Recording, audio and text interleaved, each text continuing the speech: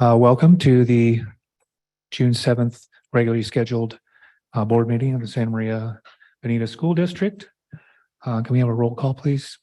Mr. Lara, Here. Ms. Cabral, Here. Mrs. Cordero, Here. Mr. Valencia, Present. Mr. Hollinshead. Here. Start time is 6:08.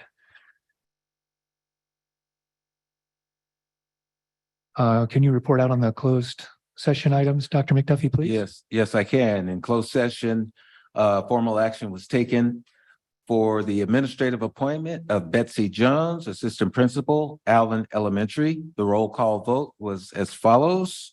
The roll call vote was unanimous, sorry.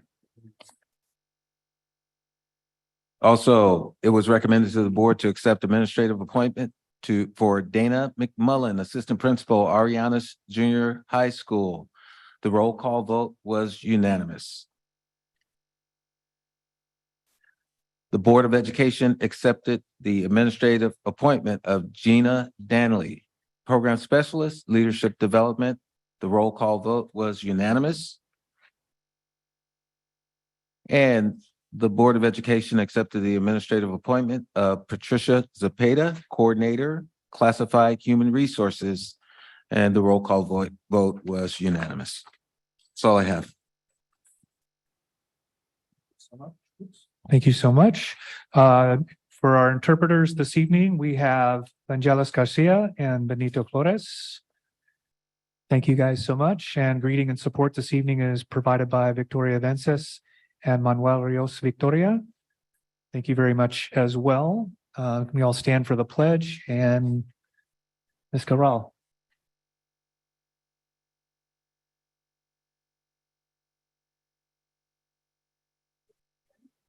I pledge allegiance to the flag of the United States of America and to the republic for which it stands, one nation, under God, indivisible, with liberty and justice for all.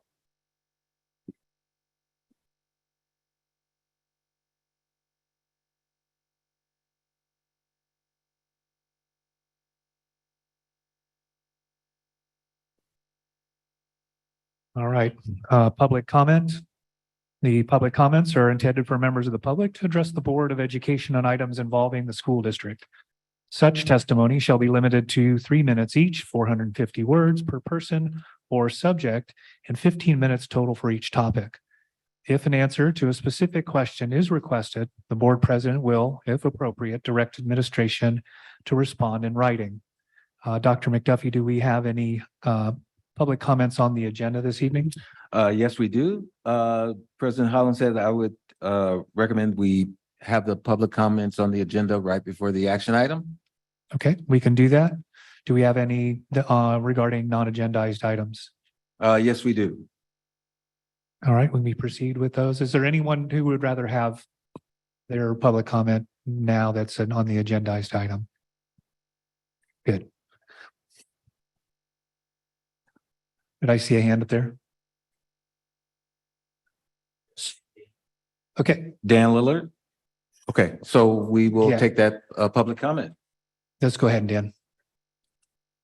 Please.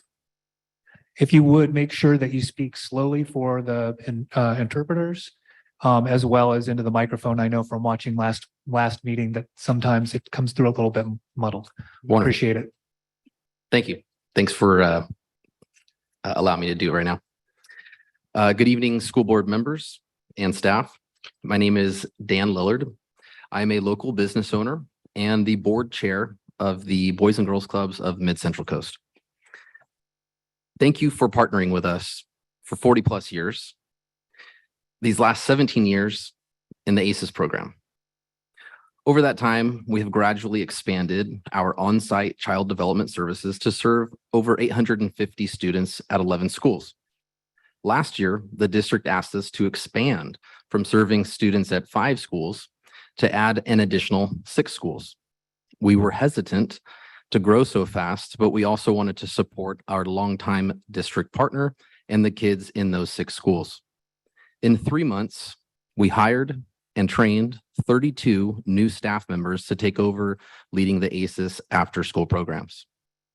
Our mission is to enable all young people, especially those who need us most, to realize their full potential as productive, caring, and responsible citizens. We have served the local community since 1966 by providing safe, educational, and fun programs for local youth between the ages of 4 and 18. To further our mission, we participate with our school district partners, sitting on the Facility Master Planning Committee and the Strategic Planning Committee to proactively create strategic alignment with both organizations. After this type of support for our district, we were quite surprised to learn that we were not selected as a finalist in the RFP process that covers the next 5 years after school programming. We understand the need to make sure vendor partners are keeping up with innovative best practices, including some competitive analysis to ensure that the school district is getting the best value in the after-school programming. We ask that the school board reconsider awarding all 21 after-school sites to a single partner. Using multiple agencies mitigates the risks of a single partner. Additionally, it allows the leading child development agencies in our community to perform on a level playing field, as well as all strive to serve the youth of Santa Maria. Thank you very much. Thank you. Move on to public comment on non-agendized items. Dr. McDuffie? Yes, we have a phone call from John Raymond. Mr. Raymond should be connected now. Good evening, Mr. Hollinshead, Dr. McDuffie, and the board. How are you doing tonight? I just want to again say thank you for allowing me to talk like this. And excuse me, I'd like to make a request. I know it's not going to happen tonight. You have 3 public hearings. I was wondering if the board would consider public hearings over the phone. I don't know if the Brown Act allows it or not. And we'll call later in the week or next week to find out if you guys approved it or even discussed it. And I have one comment, and I hope it doesn't go too south, but if a board member doesn't want to talk to me, I've made very few attempts, at least have the courtesy to say you don't want to talk to me. That's all I want to ask, you know. Communication should be an open agenda for an elected official. But if you choose not to talk to me, that's fine. But at least let me know that. Again, thank you very much for your time, and I'll be listening to the rest of the board meeting on the phone. Thank you. Okay, we have 3 recordings, and the first one is Jennifer Lopez.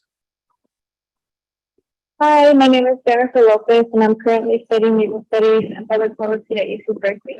I'm sending this message in support of the institutions of ethical studies at the elementary level.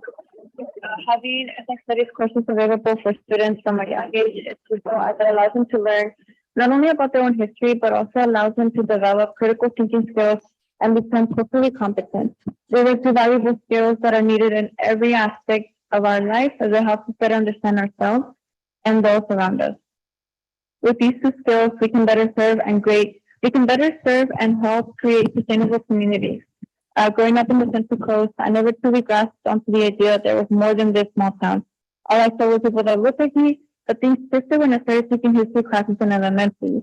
If you were to ask me then anything about my own history, I wouldn't be able to tell you anything. I could, however, be able to tell you about manifest destiny, the God-given right given to the United States that permitted the killing and displacement of indigenous people for the sole purpose of securing and expanding land. With everything that we are taught, it's crucial that we question where the information being given to us is coming from. As children, it's easy for us to believe anything that we are told, but this is dangerous because once we grow up, we live a life as it is and treat certain people as we always thought they were treated and took it as the right thing to do. This is why I urge the school board and district to at least consider the benefits of having ethnic studies courses where we can learn about our own histories and that of others to help us better understand the world and not be blinded by ignorance. I want my younger siblings to enjoy their classes because it nurtures their brains and facilitates a smoother and engaging learning process. I know I did that for me when I took ethnic courses at Berkeley, but I wish I had gotten this at a much younger age. Thank you for your time and consideration. I'll make sure to get a transcript so that you can be able to hear that clearly. Next, we have Ishmael and Brian. Now, my name is Brian. We are both in sixth grade and attend Taros Elementary School. When I was in history classes, we learned many things, but I realized that a lot of those things we were learning were not always telling the truth. And sometimes it was boring to learn and how to memorize dates that aren't that important. I also had classes that taught us more about how it was that Mexicans suffered when the United States took their land and how this still affects me and the community today. I know that having history classes like this will keep me more engaged and make me think more about different things. I hope that we can learn more classes like these and learn about different cultures and histories. In the future, I want to be a lawyer to help people, but I will be able to do this if I can understand better about what they have gone through and how history has affected them. Thank you for your time and consideration.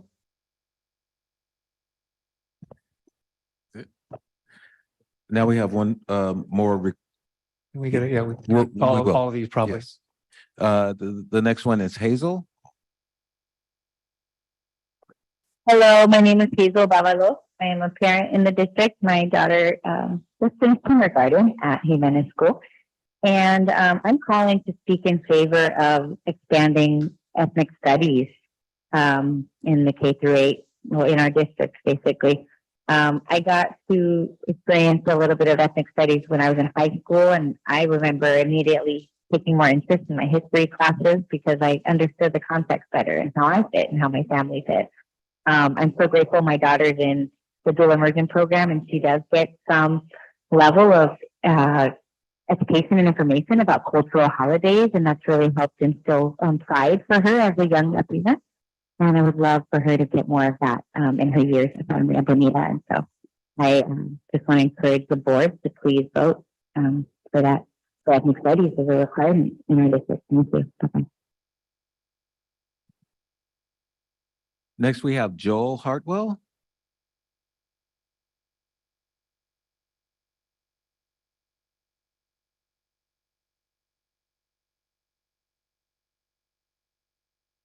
I have to push the button. I come to you this evening to report on the past school year. I'd meant to do this at the last board meeting as part of the recognition of National Speech Pathologist Day, but due to family obligations, I was not able to arrive in time for public comment. So here goes. We currently have 25 speech language pathologists. The year prior to the approval of the last bargaining agreement, 17 of those 25 positions were filled either by teletherapists or non-public agency speech therapists. With the approval of the last bargaining agreement and the subsequent credit for years of service, the district has been able to reduce our teletherapists down to 5, and 20 of the remaining 20 positions are in-person district hired speech language pathologists.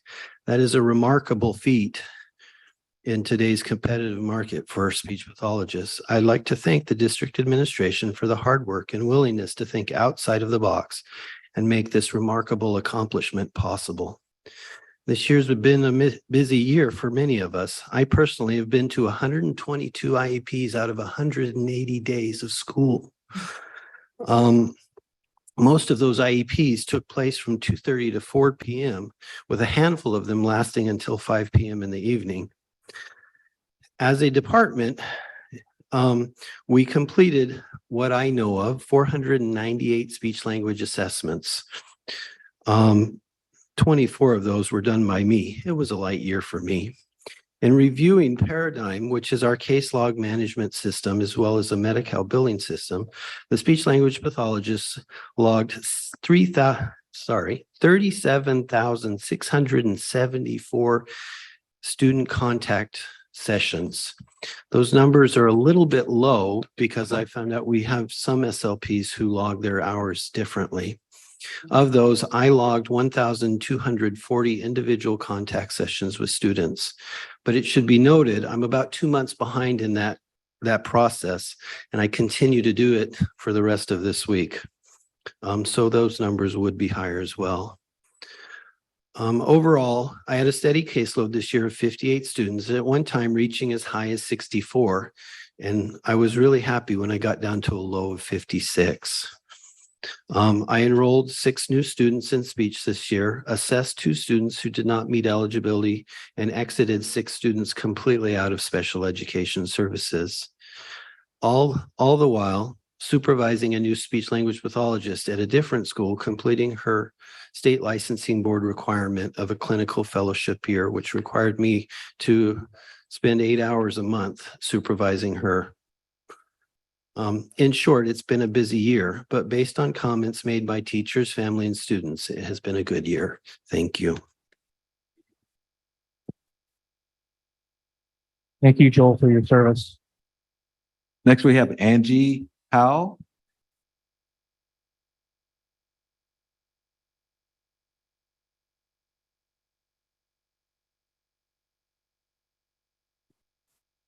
Does this go down at all? There we go. Can I do that? Okay. Good evening. My name is Angie Howell. I'm a second grade teacher at Battles School. I wanted to talk tonight about my concern for our students. The Santa Maria Bonita School District has been my home, my family for the last 22 years. I love my students and their families, and over the last few years have become very concerned by changes that have been made that do not have our students' best interests in the forefront. Our students and staff are still facing many obstacles and will continue to for many years to come due to COVID era challenges. And we should be offering them as much support and motivation as possible over the next few years, not taking away these supports and highly successful supplemental programs. I wanted to focus tonight on one topic, and that is the taking away of the supplemental program Accelerated Reader. The district decided which programs were approved and did away with the majority of the supplemental programs teachers have been successfully using for years. Accelerated Reader was a program that successfully motivated students to read independently at home. In order for a student to become a good reader, they need practice. Taking away Accelerated Reader, the one program that motivated my students to read nightly at home, was a huge disservice to them. Accelerated Reader was taken away without any input from teachers. This program motivated students to read and held them accountable for the reading. Teachers across the district have requested AR for their students, but they were denied because they were told there's no research to support its effectiveness. Many teachers provided anecdotal evidence that it was effective for their students, but their input was ignored. Teachers across the district have requested Accelerated Reader for their students for reasons such as it motivates students to read, provides feedback on their comprehension, monitors student progress throughout the year, and provides reports that predict performance on state tests. We are always asked to build relationships with students, to care for their SEL needs, and to focus on goal setting. Accelerated Reader provided a means for students to set goals that were meaningful to them, that kept them engaged in reading, and thus improved their self-esteem and self-efficacy. And through this process, a relationship was strengthened between students and teachers. In a perfect world, all students would be intrinsically motivated to read every night, but that is just not the case. I would ask that the new Assistant Superintendent of Educational Services consider the input of teachers in making decisions about the effectiveness of a program and its impact on our students. Teacher input is crucial. Please bring back Accelerated Reader for our students next year.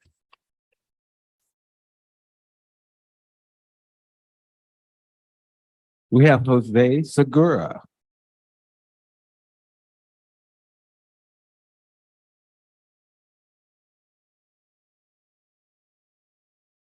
Good evening, President Hollingshead, Dr. McDuffie, school board members, cabinet, audience.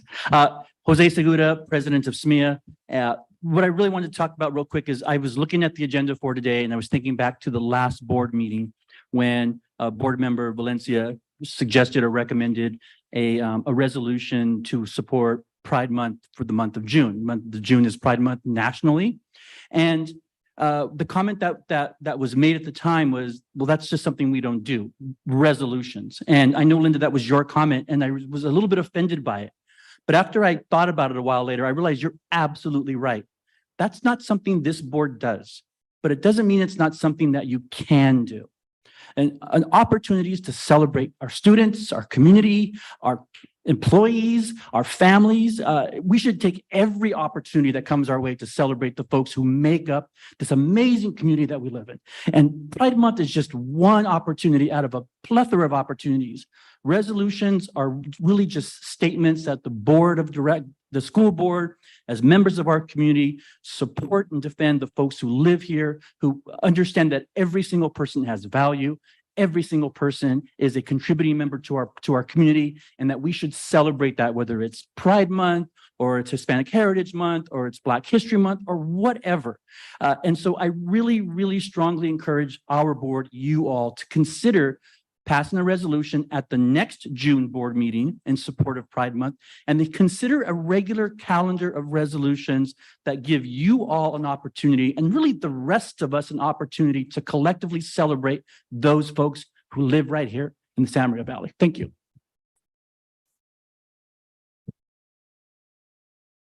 That's all we have. And we'll move on to item 9, approval of agenda as presented. President Holland said I would ask that we move action item J to the front. We have a presentation, and many of our parents and community members are here to present on that. So if that can go to the forefront of the action items, I'd appreciate it. Is that good with the board? I will move to accept the agenda as amended. I'll second. It's been moved by Ms. Cordero, seconded by Mr. Valencia, that we approve the agenda as amended, moving J to the fore of action items. We don't need roll call. Roll call? Roll call. Mr. Lara, Aye. Ms. Cabral, Aye. Mrs. Cordero, Aye. Mr. Valencia, Aye. Mr. Hollenshead. Aye. Motion passes. Move on to consent items. Item 9, actions proposed for the consent agenda are consistent with adopted policies, improved practices of the district, and are deemed routine in nature. They will be acted upon by roll call vote in one motion without discussion unless members of the board request an item's removal for the consent agenda, in which event it will be taken up in the order indicated on the main agenda. Before we vote, I just wanted to not pull anything, but make note of item 10E, instructional consent, that we are approving field trips for migrant ed to Cal Poly for the EPIC summer residential program again. We have migrant students in 4th to 6th and 7th to 8th grade that are participating in the Camp Keep by the Sea. And I just, those are some things that have been noted in past meetings about concerns or requests for field trips. So I wanted to make that note of some of those programs so people can hear about them. Yes. Mr. Holland said something I would also like to draw our attention to is in that same area. E, instructional consent. Item 4, agreement with 2Go Speech to provide personnel for the performance of specific speech, language, and education-related services. I wasn't sure if there was a zero missing in there in the amounts. So I just wanted to double check to see if that was accurate. So missing in what portion of the? When it gave a dollar amount of how much we were paying for that service. I'm missing the page number at this exact moment. But if we look at the dollar amount, I just want to make sure that that's accurate, because my suspicion is that there might be a zero perhaps missing in there. Does anybody have a page number there? This is item E4 in the instructional consent. It's at the very back.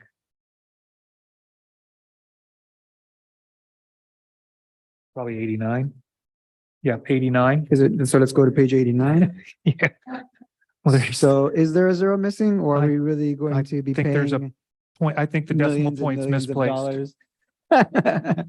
Yeah, I think that's. I'm pretty sure it's not 35 million. Yeah, okay. It's just one period, right? But it goes from, I didn't want to have to pull it, but if it wasn't necessary, so just to double check that. Okay. We have a motion. You beat Linda, good. A motion?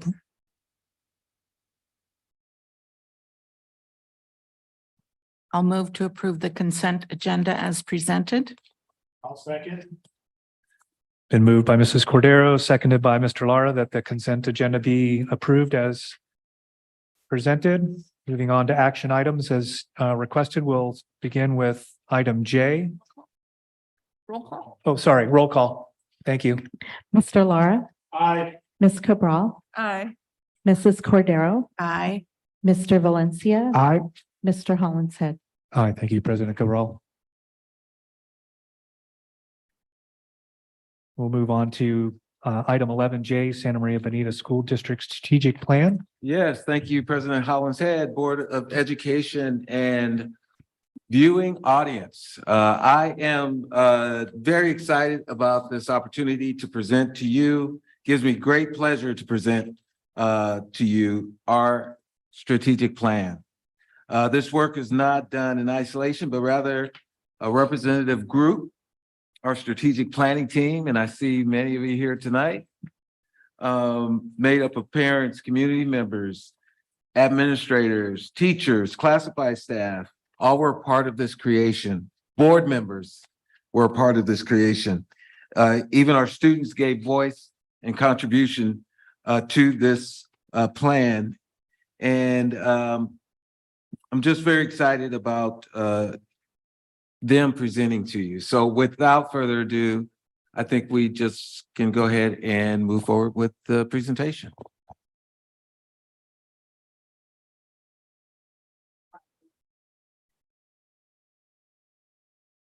No. Yes, he's put Brian. There he goes. Yes. Wow, that looks like a mirror.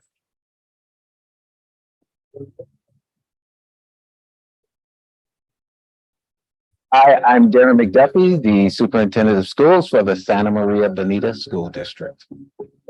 And first, talking about who we are. This process that we've gone through, this strategic planning process, is really about creating an identity. Creating who we are based upon all the people that live and work in Santa Maria. And it's been an exciting process to do that because it takes getting to know each other and connecting with each other by actually having honest conversations and developing trust among all the educational partners and stakeholders that we have. And so that's how we begin the process of creating who we are. It was a 3-day process. The first day was eventually to get to know our beliefs and individually and as a group. Second day was putting all of that together. The third day was finalizing the ending, the mission, what we all believe as a group. I think the important part of collectively creating the mission statement is really about having all of the voices from our community. As we've continued to talk about, our strength is our diversity in our community, and the power is really in us uniting around our common vision for the future of our children. Cuando hay varios líderes en una sala o en un espacio, sobre todo aquí que habemos más de 30 líderes trabajando en un objetivo, siempre va a haber ideas diferentes, ideas diversas. Se trata de no tener un pensamiento único, autoritario, totalitario, de que mi pensamiento o lo que yo digo es lo que se va a plasmar, sino que se trata de trabajar en equipo, de estar unidos y de sacar lo que se nos encomendó para plasmar esta frase. I think it's important to understand that you know, creating a mission and then setting goals and objectives and having strategies and an action plan, it is always going to be a work in progress. And, you know, we have had beliefs and mission statements within our district for quite a number of years that have served a very good purpose. But it's time to change. And we need to recognize that, you know, change is going to be the driving force for not only what we do today, but for tomorrow and for the future. This is probably a process that needs to occur at least once every 10 years, minimum. I'm very impressed with what we did. It was something that was very, at times emotional, at times seeing the opportunity to be able to be that unifying force within our community.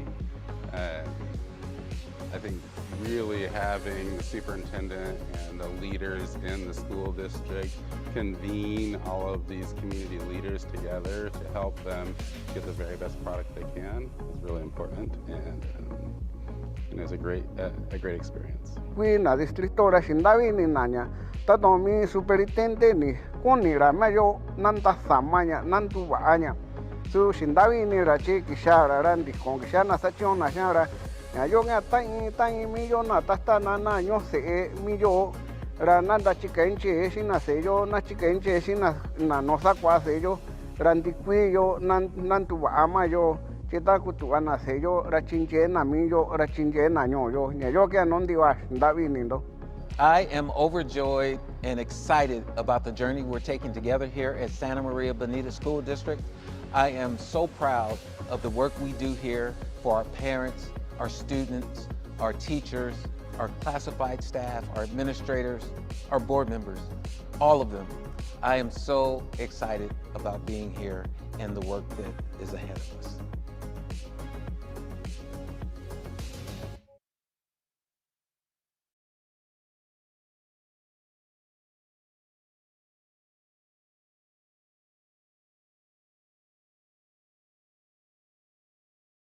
Am I up now? Okay, so I'll start. I'm gonna go to the podium then.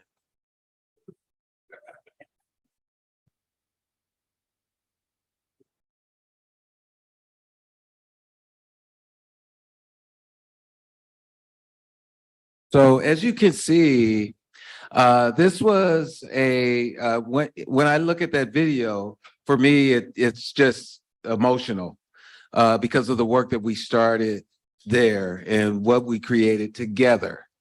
And so I want to take you through the framework of the strategic plan, and then those that were part of the strategic planning team will also present our strategic plan. So we start with our beliefs.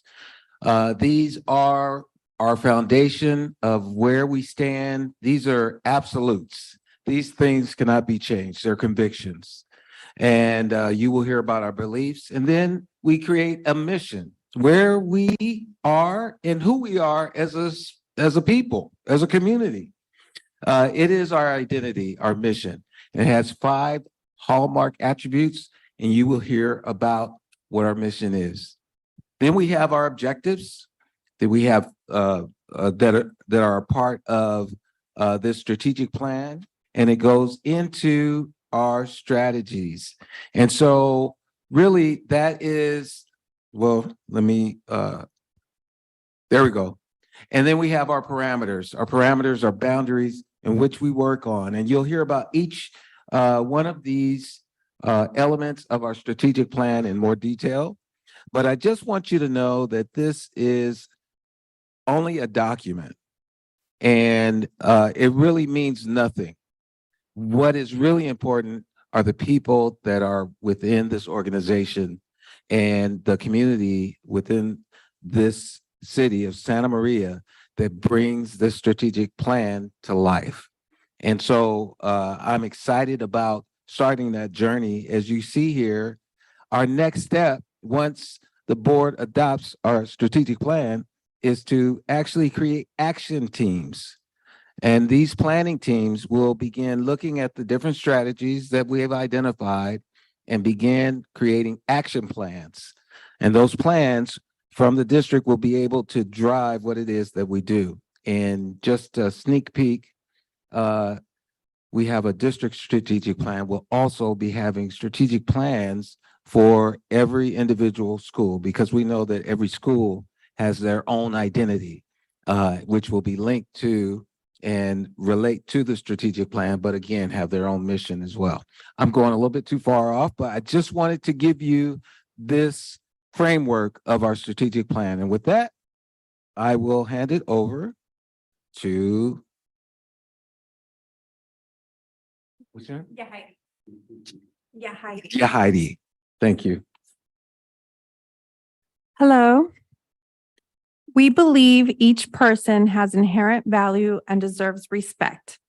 We believe all people belong, have a voice, and can contribute. We believe every person has a power and responsibility to take action and make a positive impact. We believe equity is essential for all persons to thrive. We believe honesty and integrity build trust.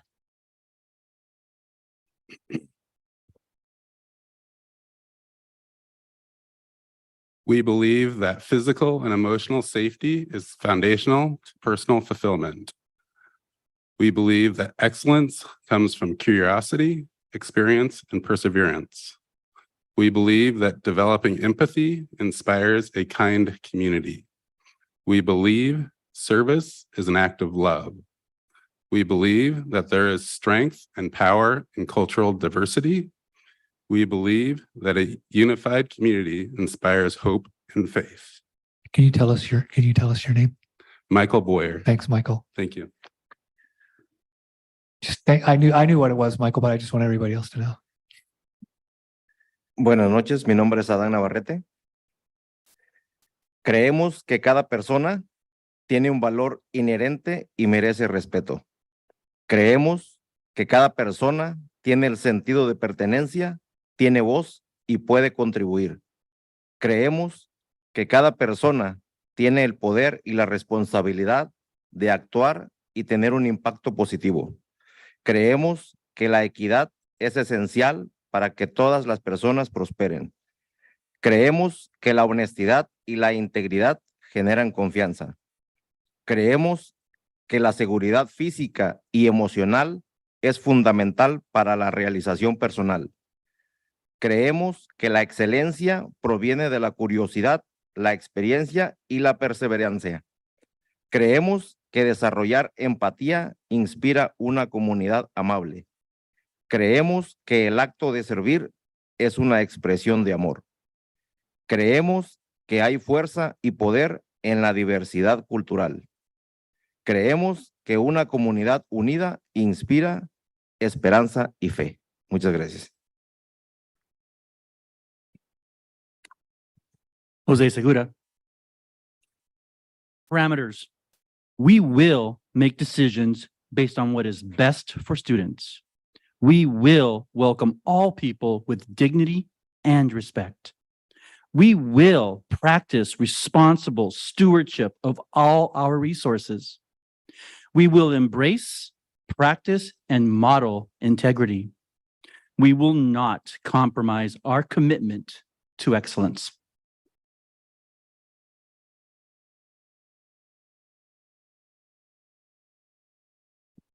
Muy buenas tardes, honorables mesas directiva y doctor McDuffie. Tomaremos decisiones basadas en lo que es mejor para los estudiantes. Daremos la bienvenida a todas las personas con dignidad y respeto.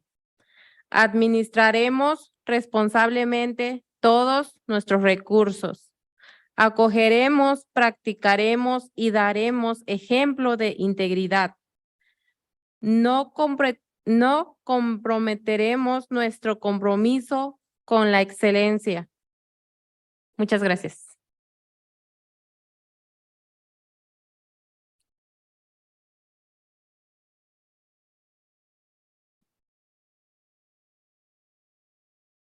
Hello, my name is Stephanie Gary. I'm a fourth grade teacher at Libin Elementary.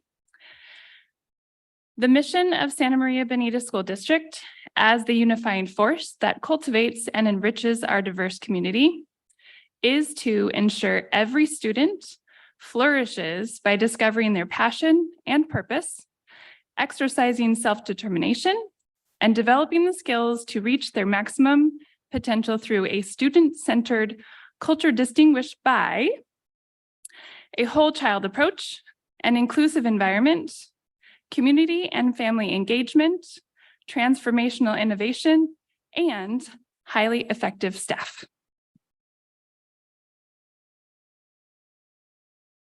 Buenas noches, mi nombre es Alma Valle. La misión del Distrito Escolar de Santa María Bonita, cómo esforzar unificadora que cultiva y enriquece nuestra diversa comunidad.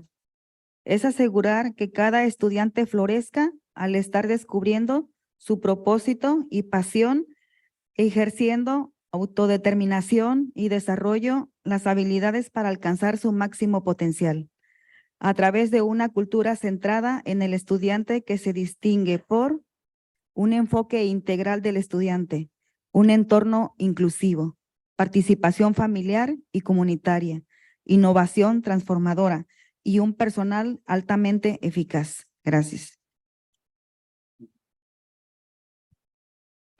Buenas noches, yo soy Senior Palmerston, Director de Fessler Junior High.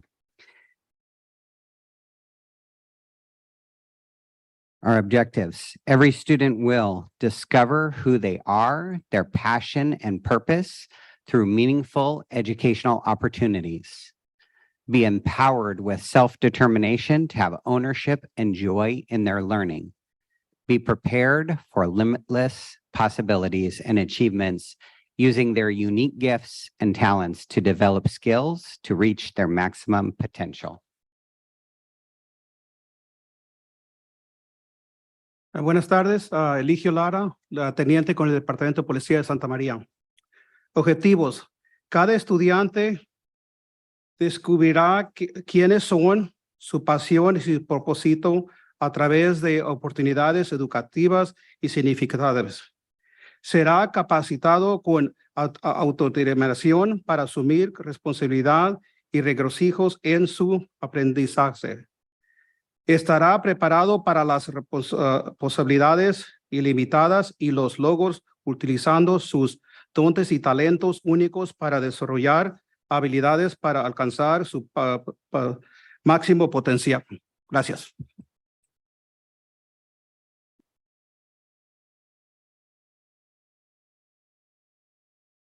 Hello, my name is Yvonne Duran. I teach fifth grade at Robert Bruce Elementary. We will engage families and community to fulfill our mission. We will recruit, support, and retain high-quality people. We will provide structures and facilities to support inclusive learning experiences, and we will nurture the whole child. Thank you.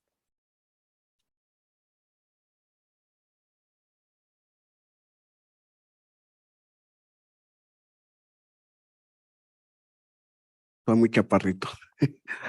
Buenas noches, miembros de la mesa directivas y a todos los presentes de esta noche. Bueno, mi nombre es Francisco, soy padre del Camino Junior High School y también miembro de la comunidad Mixtecas. Bueno, una de las estrategias que me tocó hoy es animaremos a la familia y comunidad para participar en nuestra misión. Contrataremos, apoyaremos, retendremos a personal de alta calidad. Proporcionaremos estructuras e instalaciones que favorezca experiencias de aprendizaje inclusivas. Educaremos al estudiante a plenitud. Muchas gracias.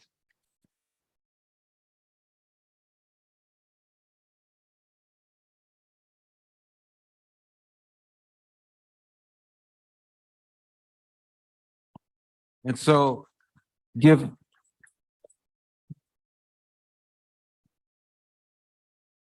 I just want to thank everyone who was a part of this creation. Again, this was not done in isolation.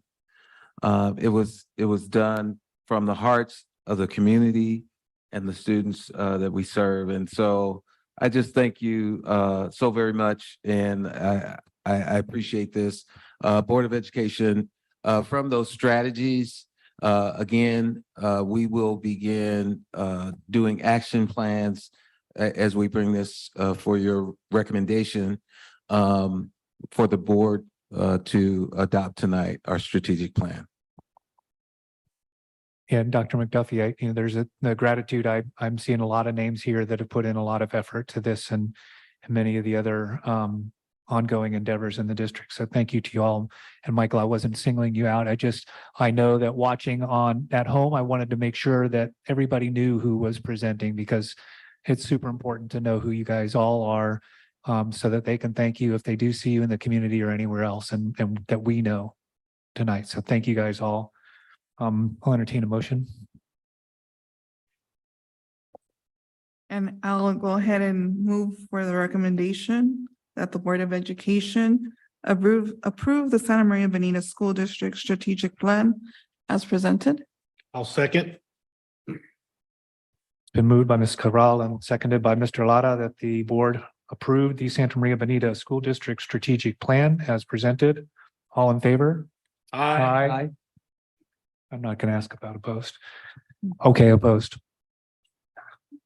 Motion passes. Thank you guys all.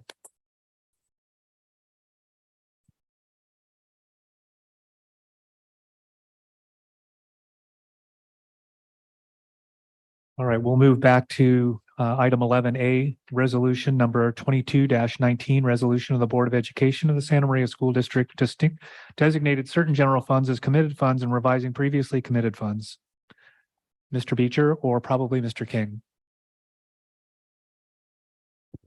This will be Mr. King sharing this item with you tonight. We have the public comments. Okay, Before we have we a do- public comment on this item. I apologize, Brian. You can stay right. Yes, at hand. we have Jose Segura. Thank you. Sorry about that, Mr. Segura. Yeah, Brian wouldn't let that happen.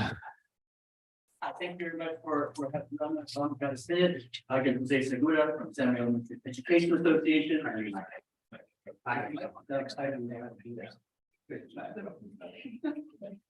Guy? How's that? Is that better? Does my time start over? Sure. All right, Jose Segura, president of SMEA. I just wanted to make a few comments about this item.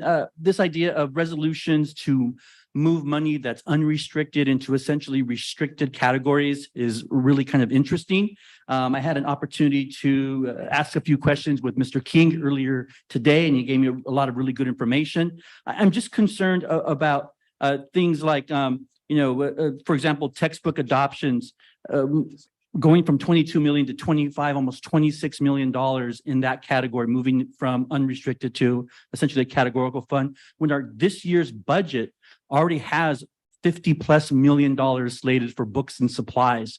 I asked Mr. King if this was in addition to, or this was a part of that amount, and he said it was actually in addition to. So we're looking at $75 million between this year's budget and the ongoing budget for things like books and supplies, which is an astronomical amount of money when you look back at September of this year, when we had just over $12 million slated for books and supplies in the district's budget. I hate to use terms like hiding money because it sounds nefarious, but at the same time, this is what this looks like to me. We're moving monies around in order to put it into pockets and categories so that it's not accessible for things like raises and benefits in order to attract and retain the most highly qualified folks out there. Talk to HR and you'll know that it's a struggle right now to get the best and the brightest to come to Santa Maria, not because they don't want to be here, but because it is the candidates market right now. And so what are we doing to make sure that we have the best and the brightest and with the most longevity coming to our district? No offense to Santa Maria Joint, but we'd rather them come to us, right, than go to the other local districts. And things like benefits, things like salary, programs, trainings, professional development, that all costs money. And it's those are the types of things that bring folks to our district and keep folks in our district. So I just wanted to bring that to your attention, that this to me looks like we're moving money into pockets in order to take it off the table, which is a little discerning to me. Thank you.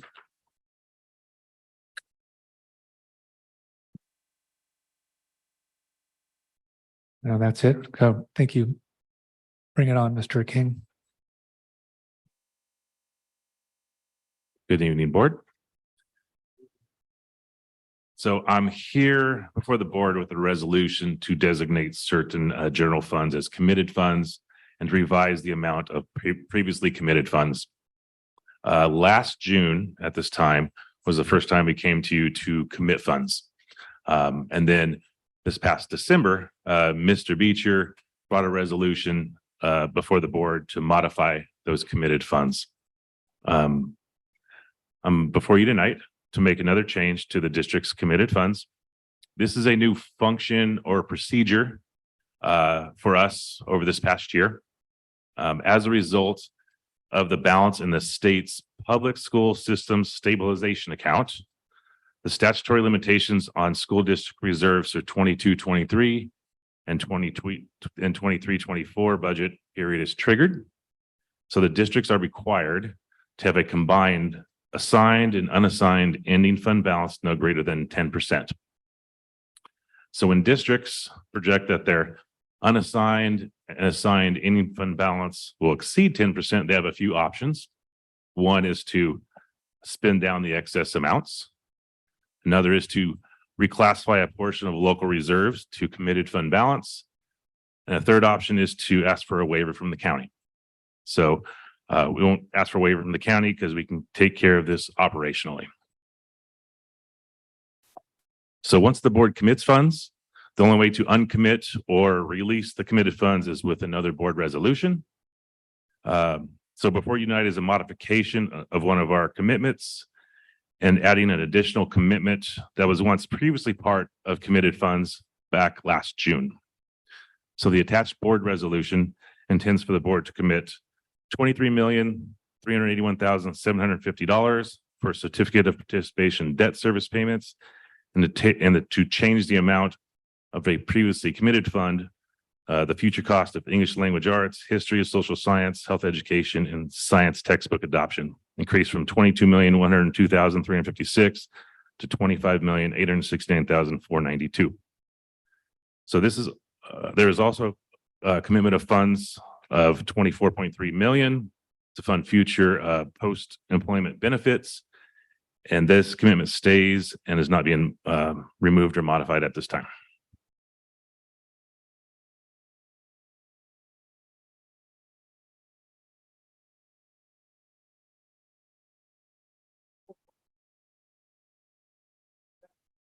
So committed funds of it's $24,298,758 for the to fund future post-employment benefits. I'm just kind of highlight that one because we're not changing that one, adding it or delete it. It's just one that we've currently had as a commitment of funds.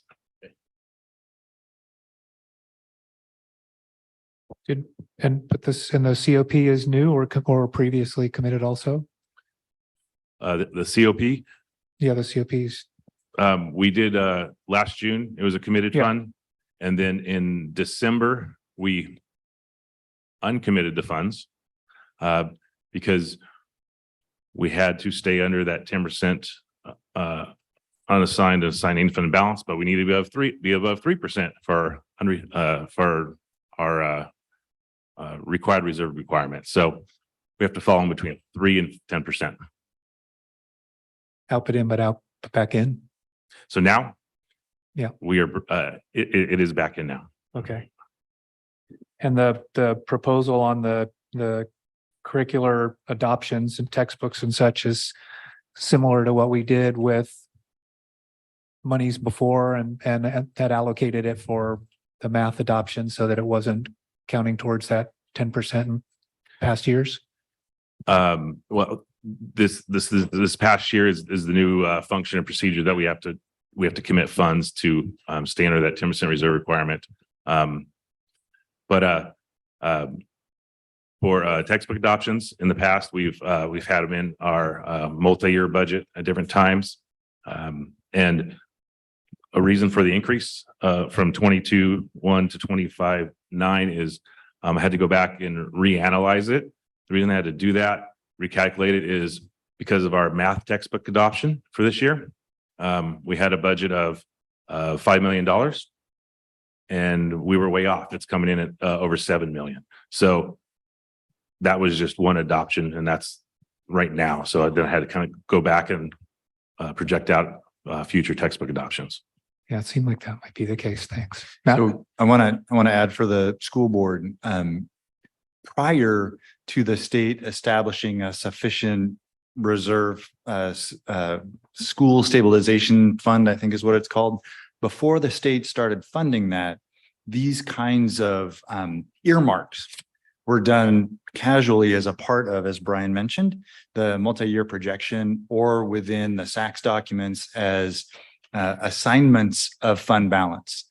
Now, because the state law requires districts to have no more than 10% in reserve, we have to change that bucket from being assigned to committed in order to comply with the law. The other way is to spend all of those dollars right now on all of those things that we know we're going to need in the future and hope that they're still relevant, right? And so, you know, one of the things that Brian and I kind of talked about today is, in a normal business, if you knew you had these big investments to be making down the road, you might set up a liability, a long-term liability for your other post-employment benefits or for your COPs. Instead of having them overstate your owner's equity, if you will, as a business. And so school districts use governmental accounting. And so we don't really consider that concept of a liability. So this is the way we kind of establish those commitments formally during this time, where the state school stabilization fund is funded by the state enacting that 10% reserve requirement. It is simply a housekeeping item. It's modifiable by the board in the future if reserves do become spent down by other choices that get made, or by the investments that are defined in this resolution. Mrs. Cordero? So the additional $2+ million that was required for the new math adoption, did it come out of this fund? It did not, because we already had it in our current budget for this fiscal year. And so since it's in the current budget for this fiscal year, it's not something we're going to assign or commit or set aside for future adoptions. Okay, but we did not anticipate that the math adoption would be as high as it was. We were Therefore, with future adoptions, and I'm probably most familiar with language arts, you know, what we may think it could be by the time we get there may be radically different. And I mean, by radically different, I'm thinking a lot more expensive. Another reason why this wasn't a part of a prior commitment is that this requirement wasn't in place as we were planning for that adoption. So this adoption was set aside as an assignment in fund balance, but it wasn't a formal commitment because it wasn't required in order to comply with the law around the 10% maximum. Okay, I get it. Thank you. A new requirement. And should the state need to use that state stabilization fund to stabilize funding for schools and spend that reserve, this requirement will no longer be imposed on school districts. It is in the logic of the state. This is them saying, we have your reserve for you right here in the stabilization fund, so you don't need any more than 10%. And so that's the way this rule is laying out. And so we'll continue to comply with it by setting these funds aside, and we'll see what comes as the economy unfolds over the next couple of years.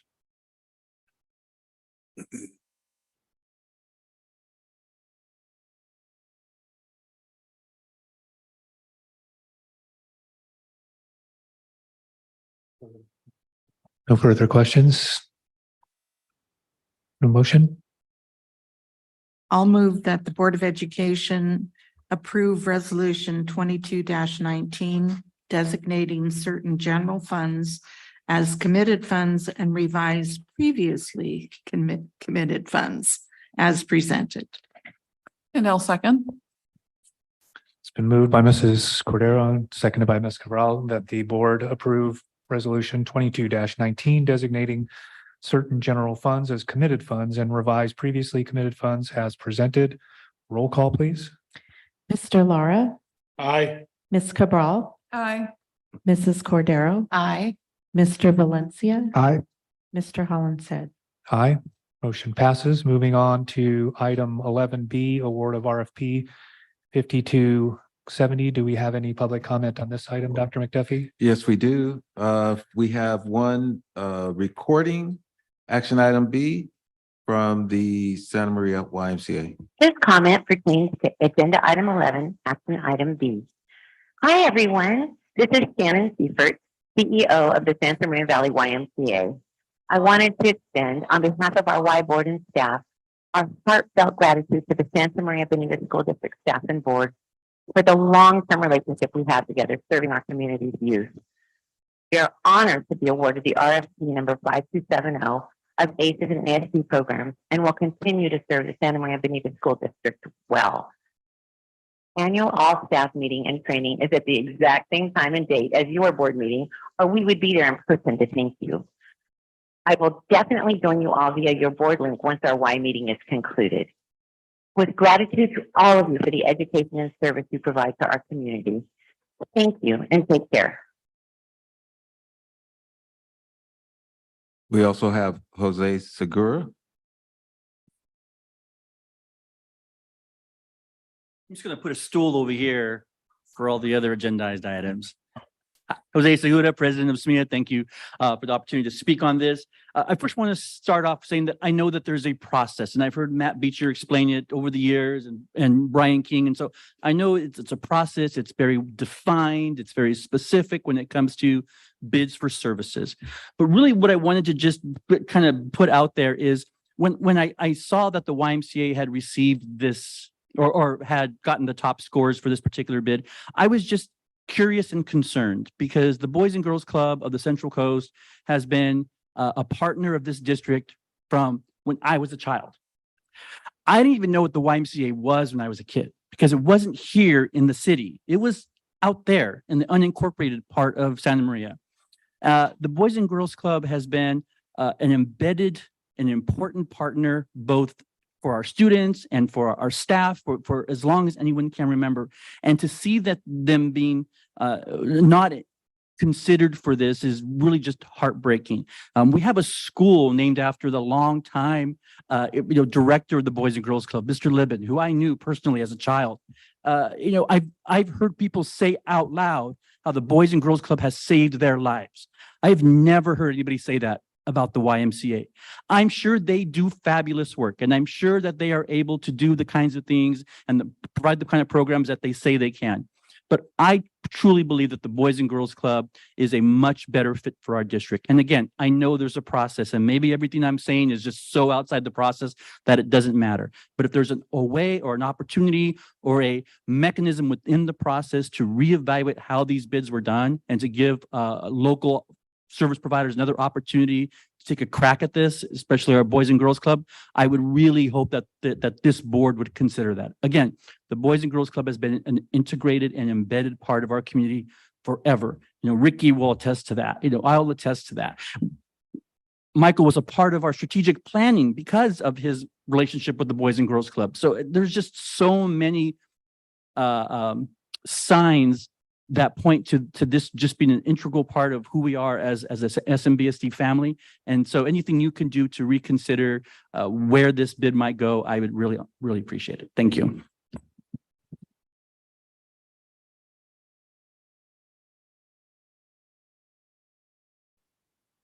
Mr. Beecher, are you presenting on this, or is Ms. McKnight? My name is certainly on the item, and I know I will have a speaking part, but we do have There she Lori comes. Grock and Patricia McKnight to speak to this item. There they come. Thank you. Good evening, board members, Dr. McDuffie and cabinet. This request for proposals called for qualified firms to provide elementary and junior high school after-school education and safety programs. The technical specifications were prepared by district staff, and a notice calling for proposals was posted in Planet Biz and advertised in the Santa Maria Times. The invitation was sent to 84 registered vendors, and 18 potential proposers downloaded the solicitation documents.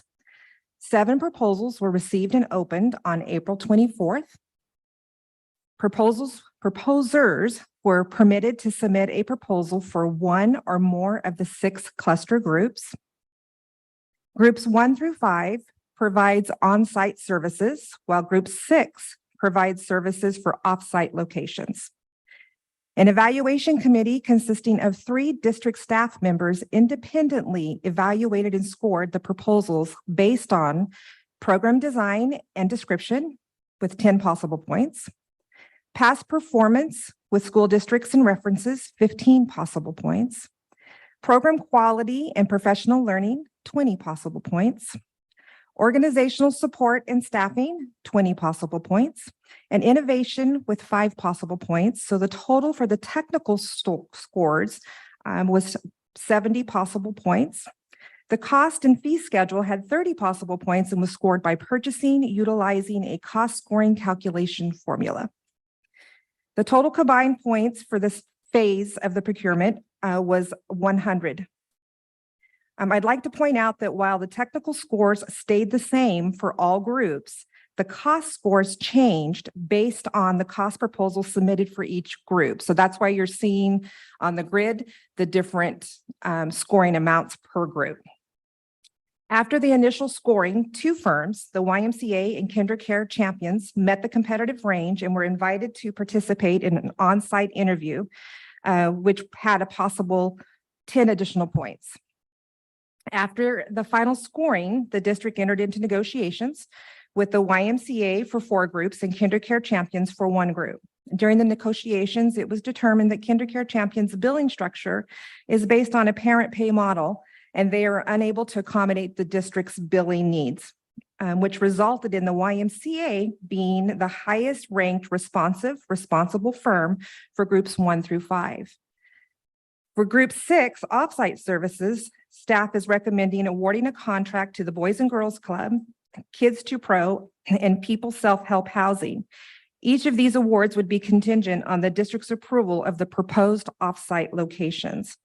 The initial contract term is 1 year with 2 one-year optional renewal periods. And I'm sure you all have questions.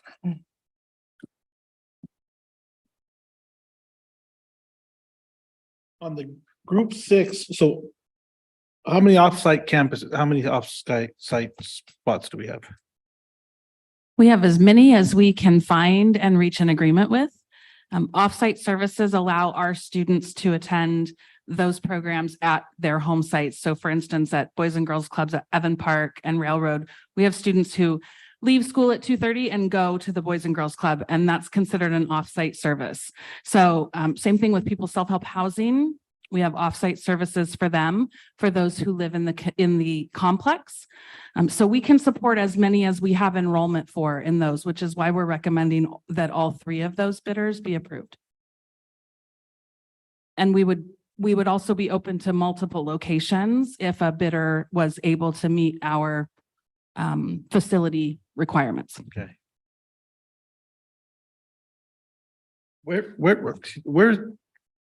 Where's Kids 2 Pro from? I mean, I've never. Fremont, California. Hmm. They're looking to expand into this region. And so they were bidding on the hope that they would be chosen so that they could expand into the community. So they'll have if however it's gonna go, will have a central location here, or will we be dealing? That's correct. If the board votes to approve the offering of the bid to them for group 6. We would enter into negotiations and they would be required to find an acceptable location here in our boundaries so that our students could attend. Mrs. Cordero? Would you review the points in each of those areas again? I wasn't in the right place to write them down. Sure, no problem. Program design and description was 10. Past performance with school districts and references is 15. Program quality and professional learning was 20. Organizational support and staffing is 20, and innovation was 5.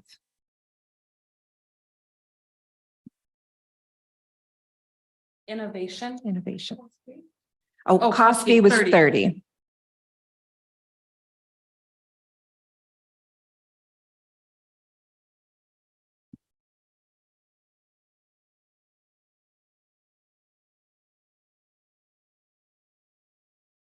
Mr. Valencia? And about 2 weeks ago at our prior board meeting, this was taken from the agenda and then put back on the agenda for today's board meeting. What's the difference between the proposals from that meeting to this meeting, if any? There is no difference between the proposals. So we're looking at It's the the exact- same agenda, yes. Okay. Same agenda item. And then as a follow-up, it sounds like with the Boys and Girls Club, our young people have the opportunity to go and visit the different sites that they're located in within the Santa Maria community. Is that correct? I'm sorry, can you rephrase the question? For the off-site options for the Boys and Girls Club, our young people have the opportunity to go to the Boys and Girls Club at the various sites that they're located in within the community? Yes, that we correct? currently have contracts for offsite services at both the Railroad and the Evans Park for Boys and Girls Club. So those facilities have been vetted and approved by me for the previous MOU and would continue to be acceptable. And for the YMCA, do they have facilities throughout the community as well, or do our young people have to go directly to the YMCA? So the YMCA currently has contracts with us for on-site programs for our after school. We also have an off-site contract with them at their location on Skyway, which means our students go to them. We've also engaged in an MOU for summer programs at Foursquare Church, which is like right next to Bruce School, and that's a YMCA program as well. So they also have off-site in our community. So currently, the sites, Boys and Girls Club for this current year that just ended today, have 11 sites and YMCA has 10. That is correct. For our after-school programs, that is correct. So they have that contract, and then they also have non-school day contracts and wrap service contracts for offsite. So everybody's got multiple balls in the air. But yes, currently our ACES after school is 11 for one provider and 10 for the other. And we did that. We aligned them by cluster.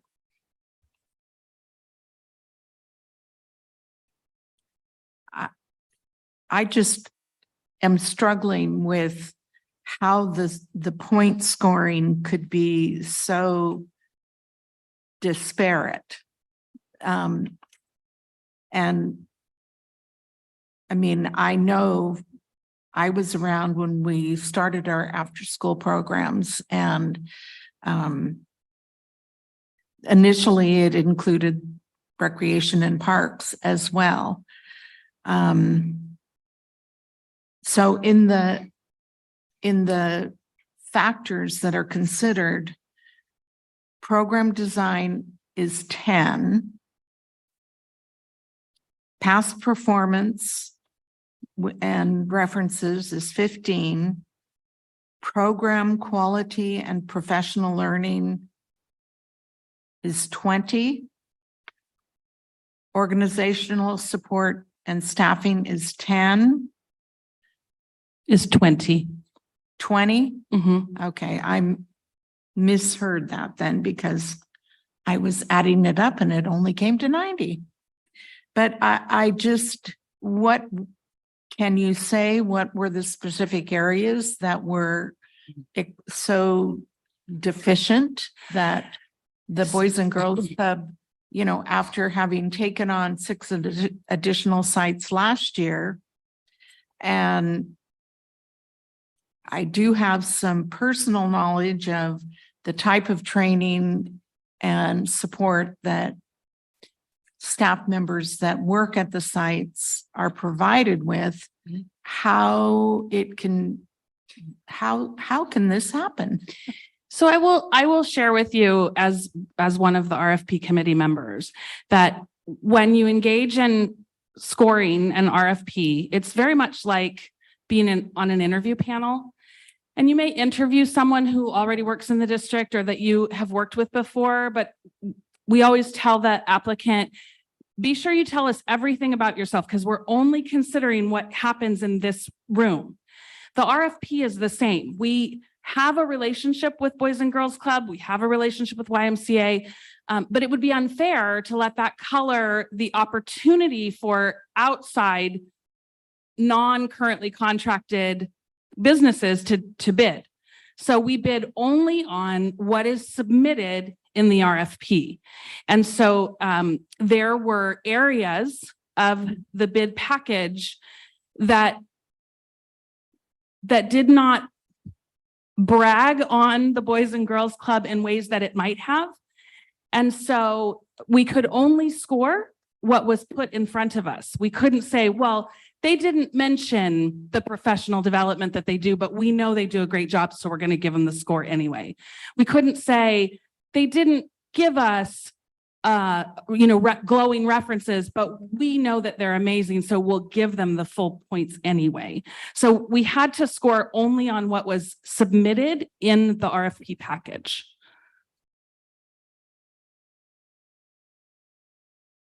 Is this the first time this has gone out for bid? So With an RFP, because I've never heard of an RFP until when this item came up. For ACES. Yeah, for ACES. Yeah. So it has gone out to bid previously, I think twice since I've been here. Was it 3 times? Twice, yeah, since I've been here. And sometimes we've taken it back out in sections. So when we're adding a school like Libin or we're adding an additional location, then it would go out. We would take like a section out to bid. But I'm not sure if this is the first time we've taken the whole thing out. I don't recall. Maybe you remember, Mr. Beecher? My recollection is mostly accurate that we've taken it out 2 times. I think once in 2015 and once in either 2018 or in 2019. One of those times, I believe there were 6 locations and it could have been 7 that were taken out. And then there was one time where we took I think it was 1 location out. And so those are the 2 times. What we didn't do was cluster it the way we have here to try and organize the work a little bit more differently and allow multiple providers to be selected based on, again, as Ms. Grock mentioned, based on the RFP that is submitted, because that package has to stand on its own as the record for how the decision is made. I would also add that when we last bid this type of service, it was based on the ACES grant, which is very, very prescriptive and it's a per student dollar amount. So it was much more about what services can you offer for this dollar amount rather than what we did here using expanded learning opportunities money, which is what services can you offer and what will it cost us? Because expanded learning doesn't have those prescriptive requirements. There's no in-kind requirement. There's no administrative rate requirement. So those things allowed us to be much more expansive in our request for bids to really build a program that students would really want to participate in and that our partners could really let loose on the reins and give us their very best program. So it's a very different bid than it was the last time that it was bid with a different funding source.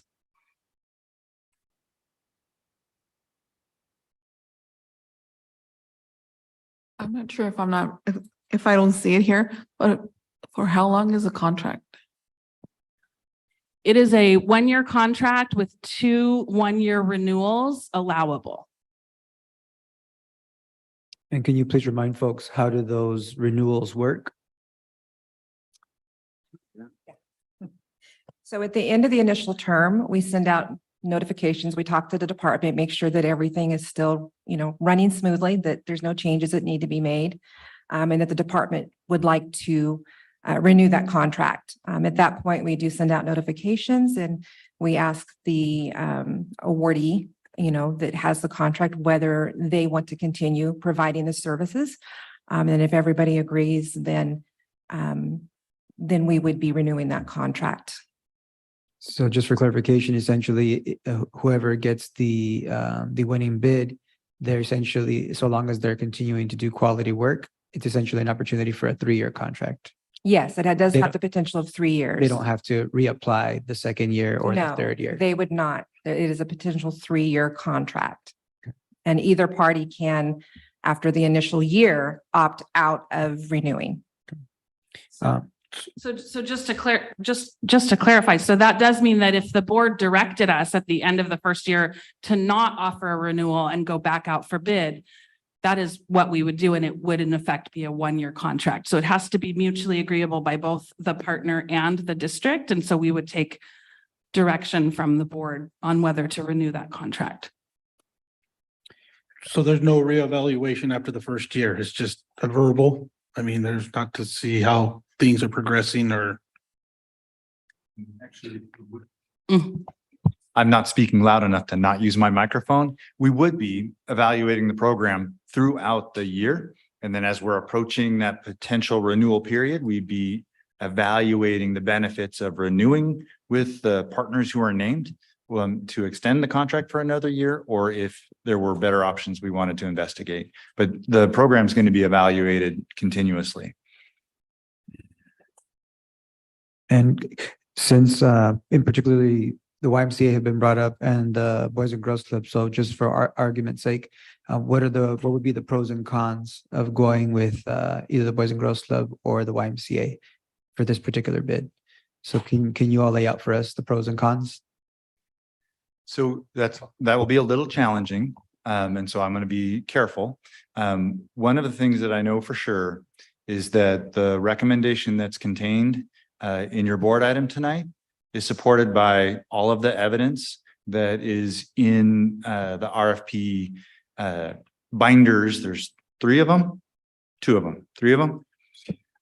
For each of the evaluators and their documentation, for each of the respondents and their responses, all of that accumulated work done by staff, myself and Ms. McKnight supports this recommendation. So the pro of taking this recommendation and awarding it with the 4 clusters to the YMCA and the 6th cluster to multiple parties, and then five clusters, the junior high cluster as well, the YMCA, excuse me. That is the pro of following that recommendation, is it's supported by all of the work that went into it. And so a pro of awarding to multiple would be that the board would then have the discretion to make a different choice and support multiple vendors. That would be a pro. But the evidence of that decision would be the discussion tonight that we heard from a couple of vendors and a couple of community members, a desire to award to different vendors. And that would be the basis of the decision. As opposed to the three binders worth of evaluating the specific criteria and how those criteria were weighted together to come up with the recommendation. Ms. Cordero. And Mr. Laura? With the information shared by Mr. Lillard earlier regarding last year, the addition of the 6 additional sites going to the Boys and Girls Club, it leaves me wondering how wise it would be for us to put all of our eggs in one basket, so to speak. I appreciate, the the efforts of the YMCA as well as the Boys and Girls Club. I just, during this time when staffing is challenging, it was short notice last year for the Boys and Girls Club to prepare to add 6 additional sites, for the Y to add 11 additional sites just seems a little bit overwhelming to me. And what happens if the contract can't be fulfilled? Where does that leave us? And I know those are rhetorical questions that you really cannot answer. I appreciate that. But those are the things that are going through my mind as, and I believe that I would feel the same way if all of the contracts had gone to any agency.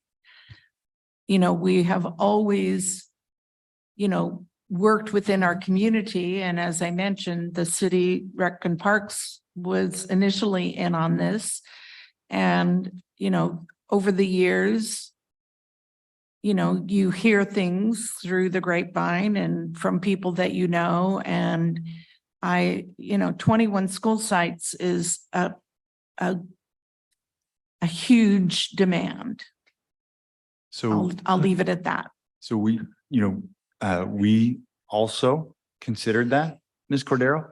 And Ms. Grock and Ms. McKnight did reach out to the YMCA and carry that conversation around the preparedness to take on that responsibility, to engage in that ambitious of a recruitment effort.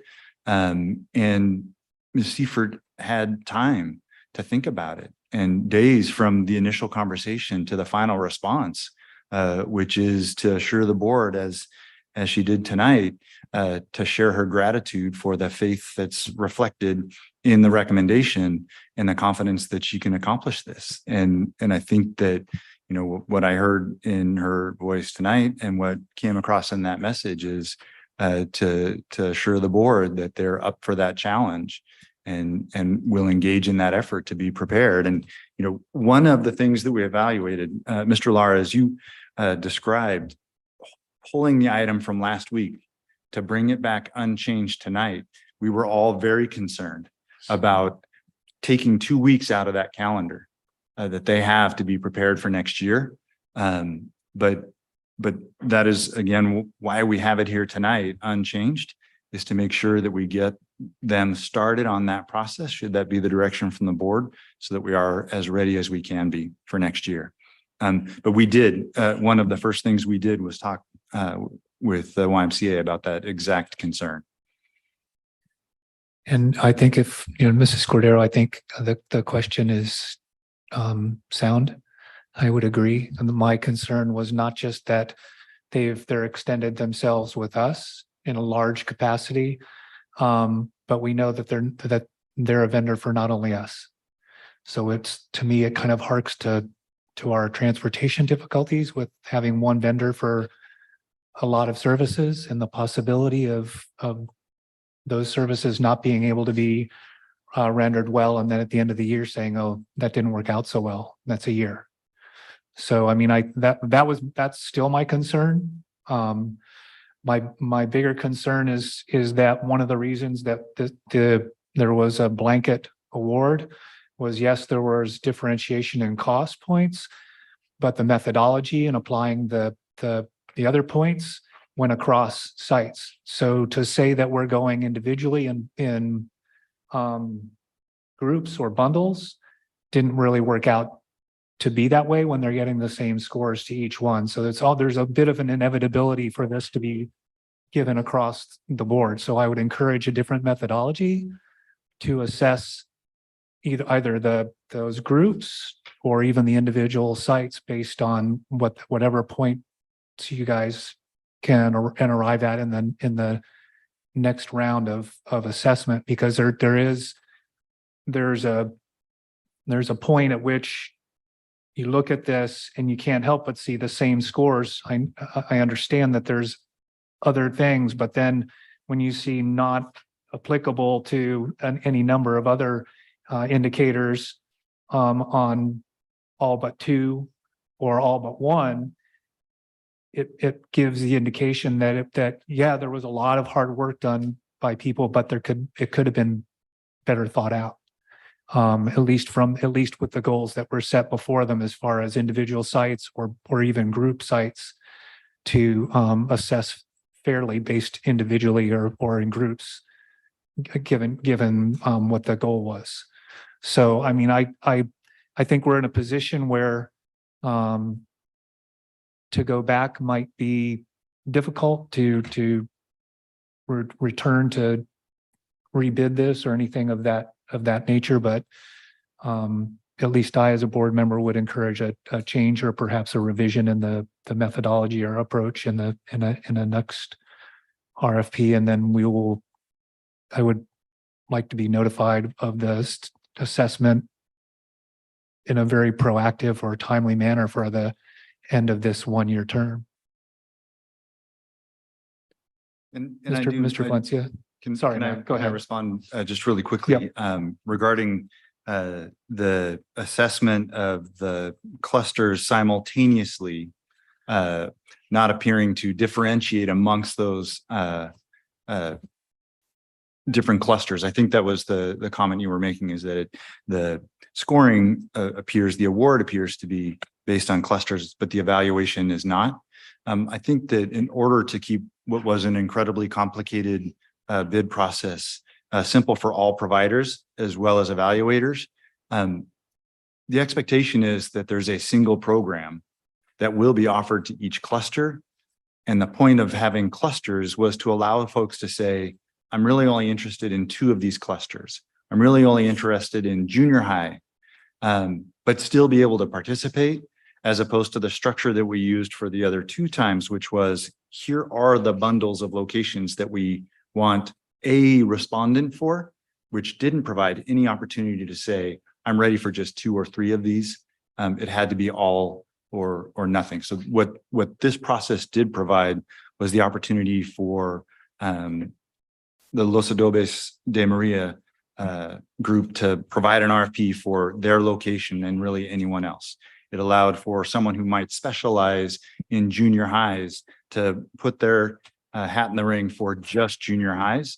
But again, because the expectation across all of our vendors is you have a program, you have a product that you offer, here are the places we'd like to have you set up your franchises, if you will, that will be similar for each location, just to try and keep it as simple as possible, but still provide that level playing field and objective criteria for evaluation. So I hope that helps address the concern you described.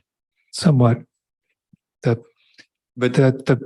in and out on Carmen Lane and in Camarillo is better than the in and out here. So franchising is probably not the best way to think about that, but I think there can be a differential in services assessed. And I think all I'm saying is that we can refine or revise the methodology maybe to reflect that, so that there's not a that across the board score where even if I'm looking at group 1, I see the same score in group 2. So I hear what you're saying, Mr. Hollinshead, and we'll be happy to share that change in process with you as we get into the rebid at whatever point we get into it. I do want to share one of the other things that we've discussed as a team is when we rebid this, whether it's in 1 year, 2 or 3, we would like to consider writing into the RFP that no partner will be awarded more than a certain number of clusters or groups. So we didn't write it that way this time, but we could in the future say no one gets more than 3 or no one gets more than 4, or however the board and the business department decide to do it. So that's another thing that we can do in the future that will sort of preclude this from happening again. Oh, and I'm strictly talking about the methodology now. I think the evolution of what you're going through or what you've presented tonight presents a picture where that will become evident, whether it's they have the capacity to do that. So I think that's not necessarily going to be a fix or a be all to end all. I'm just saying, I think that the process for the applicants will then be different and more differentiated.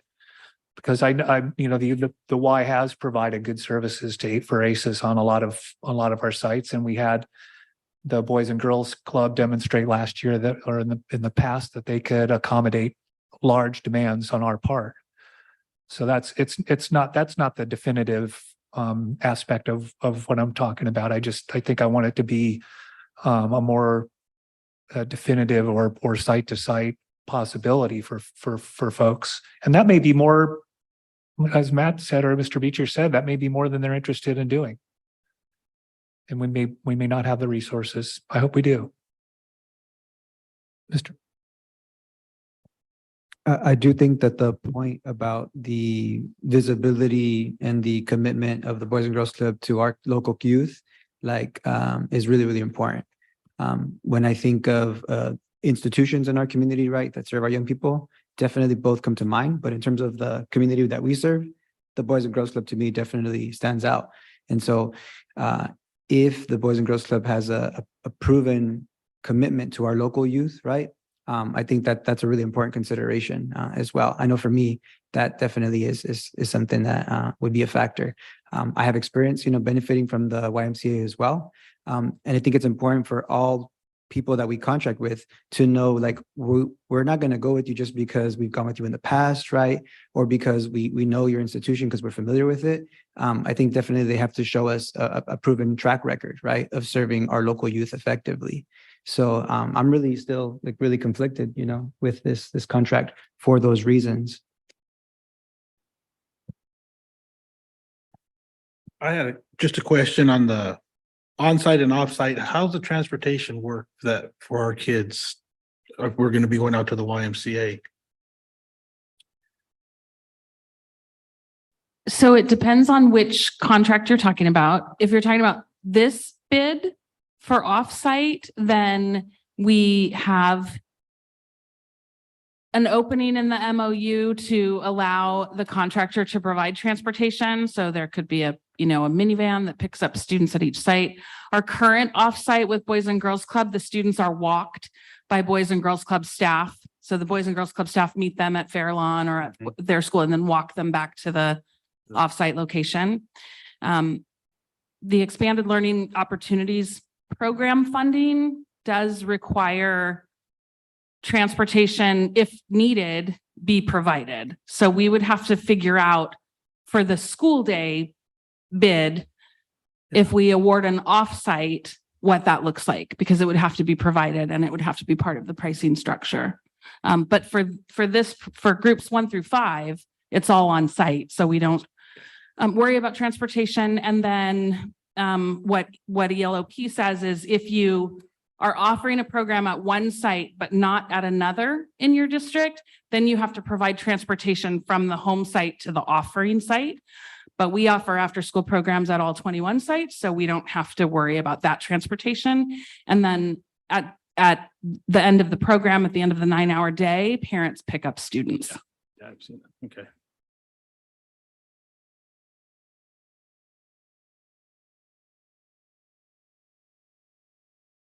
Go ahead, Mr. Valencia. Something that was mentioned, because I'm not sure if we need to, I'm not sure if we have to vote on this today. I mean, we've already, taken 2 weeks. We are going to meet again in another 2 weeks. So I don't know if it is feasible. I know for me, that would really help me to continue to process some of these ideas. If the board is wishing to move forward today, then, that's all right as well. But I know for me, that would be helpful since we are meeting again in 2 weeks. If that's not possible, then an idea would be to just do the 1 year without the automatic renewal. And then that gives us an opportunity next year to revisit, come back to this. I know that would be helpful to me. So I'm just putting ideas and out I think there. as a procedural, from a procedural aspect, that would require amending it and then bringing it back. So I think we need to vote on that tonight as is. I think it was tabled for 2 weeks or from the last meeting and then brought back unchanged. So I believe that staff has done their due diligence and their best job. And so, if board members have feelings about that in their vote, they can express them. But that we need to bring this to a vote. There will be a 1 year, and then there'll be an reassessment of the program at the end of 1 year and decide whether or not to go forward. But just as a clarification, John, if we do vote on this today, the way it currently stands, it will have the 2-year renewal option, correct? So again, the 2-year, the way that the RFP is written is that it is open to a renewal at the end of year 1 and at the end of year 2, if both parties agree to renew. So if the district, for any reason whatsoever, chose not to renew, we would rebid we would start rebidding honestly like December, because I can't do this again. So yes, if the district, if the board, or if Mr. Beecher directed us to not offer a renewal, we would be within our powers to do that under the way the RFP is written. And I will just share, if you're still thinking about a 2-week delay, whatever partner we go with, this represents a doubling in services across the board. So like the hiring has to start. I don't think we can wait for anyone for 2 more weeks, or we're going to be putting kids on a wait list in August. So I would respectfully request that if you're able to, that you move this forward today so that we can engage in the next steps and get set for August. As a point of order, Dr. McDuffie, do you recall whether or not we can amend rather than amend and bring back? Can we amend and vote this evening if it's not agendized that way? I don't think we can. I think the point of the agenda item is to make sure the public is aware that this is going to be the Right. discussion. The Right. detail of it after the agenda itself with just the title is the board's business, and we modify that a lot. As you know, you'll walk into the boardroom and an item will change in front of you. And what's listed at the bottom is simply a recommendation from the superintendent, from staff. The board can take the action that it wishes to. That's not necessarily something that has to be exactly in place as part of the Brown Act. That's my understanding, is that. Are you talking about the amending? You're not talking about amending the process and Not bringing it amending the back? process, recommendation. as Mr. Valencia has requested. I believe it sounded like Ms. Cabral had the same concern about the 1 year term and then renewal. Okay, I understand that after 1 year, we have the ability to terminate the contract and go back to rebid. And so I'm comfortable with that. And Okay. then we see how the program evaluates in Okay. 6 months, I guess. Yeah. sounds good. So. So you can do it with, Yeah, with that with an amendment, yeah. But with that clarification, I don't know that we have consensus on amendment. So we'll move forward with the question.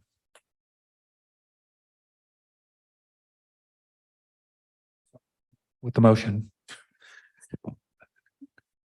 Yeah, no, I heard a big sigh. Was that you, Lori? No. Okay, then I will make the motion for the recommendation that the Board of Education approve the award of a contract for RFP 5270 for junior high after-school education and safety program ACES and elementary after-school program ASP for groups 1, 2, 3, 4, and 5 to the Santa Maria Valley YMCA, and for group 6 to the Boys and Girls Club of the Central Coast, Kids to Pros, and People Self-Help Housing as presented.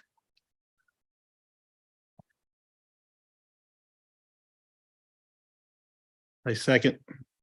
Been moved by Ms. Cabral, seconded by Mr. Lara, that the board approve the award of contract for RFP number 5270 for junior high after-school education and safety program ACES and elementary after-school program ASP For groups 1, 2, 3, 4, and 5 to Santa Maria Valley YMCA, and for group 6 to Boys and Girls Clubs of the Central Coast, Kids to Pros, and People Self-Help Housing as presented. All in favor? Aye. Aye. Opposed?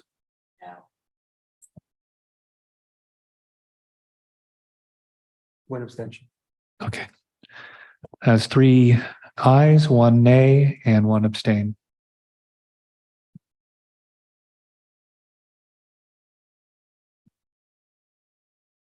Motion passes. Moving on to item 11C, agreement with Hatching Results to provide professional learning, coaching, and consulting to K-8 counselors and administrators. Thank you, ladies, very much. Mr. Hollinshead, I'm wondering if the board would entertain a 5-minute adjournment. One of the cameras went down. I really want to make sure I can see if I can get it back up for folks who may be watching from home. I don't think you're going to get any argument here, Mr.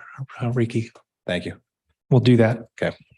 As long as you focus the camera when it comes back up on the back of my chair.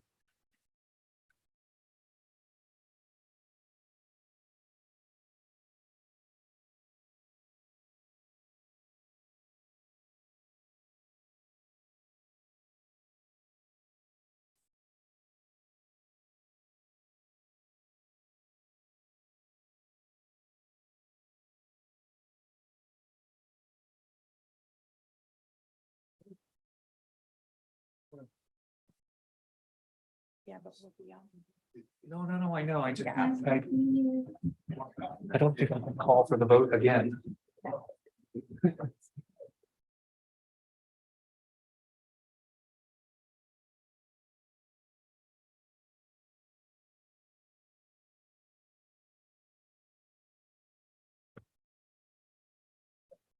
I didn't sign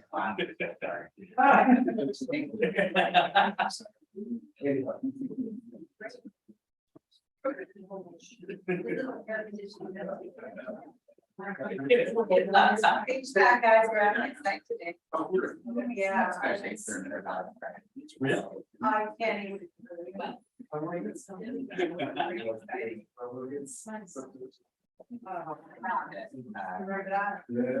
And no, we've had here.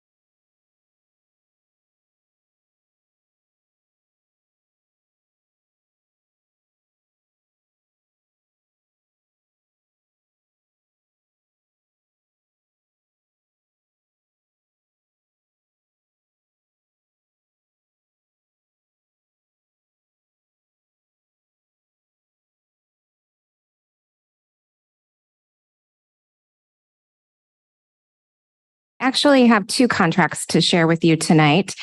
Hatching Results that you just mentioned, and also Pathful Connect. I've packaged these together because both are actually related to the work we do with our CCR, our College and Career Readiness Plan.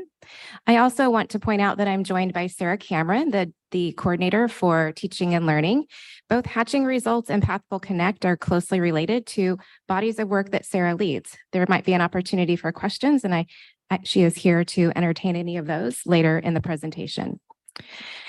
As you can see, we have the College and Career Readiness Plan displayed for you on your screens.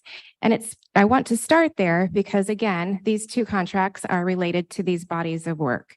We want to ensure that we are embedding intentional experiences to help students to begin to build their soft skills. Sometimes you call those your professional skills within and beyond the classroom.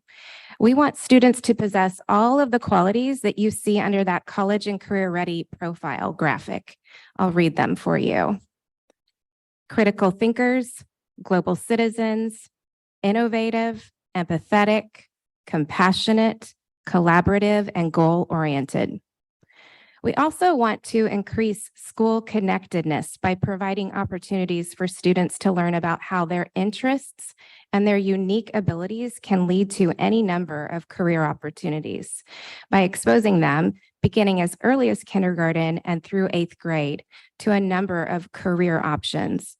This begins in elementary with self-awareness and career awareness, and progresses through junior high with intentional career exploration opportunities in our will courses and in our elective classes that are aligned to college and career exploration and also the Santa Maria High School pathways. Additionally, as you know, we have invested considerable funds in providing sites with funding in order to support field trips that are in support of college and career readiness.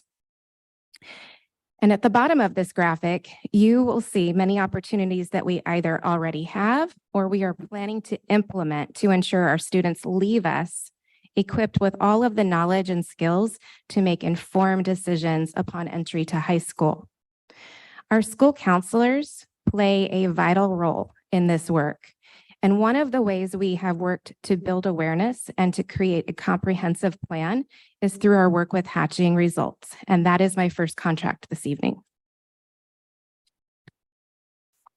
Our work with Hatching started 2 years ago as a catalyst to support our counselors in building a comprehensive counseling program and to connect and align our work with the Santa Maria Joint Unified High School District. The high school district had been working with Hatching prior to us. I think they were involved with them for a year, possibly 2, before we jumped on board. This year, for the first time, our counselors joined the high school counselors for a full day of learning and collaboration facilitated by Hatching Results. This collaboration allows our district to ensure that our counseling lessons are setting the foundation for the lessons that students will get when they go to the high school from their counselors there.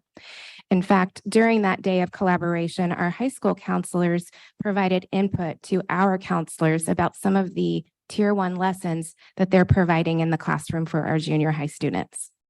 We would like to extend this partnership to another year to continue our work with the high school district and to continue to support our counselors in their development of a district-wide comprehensive counseling program.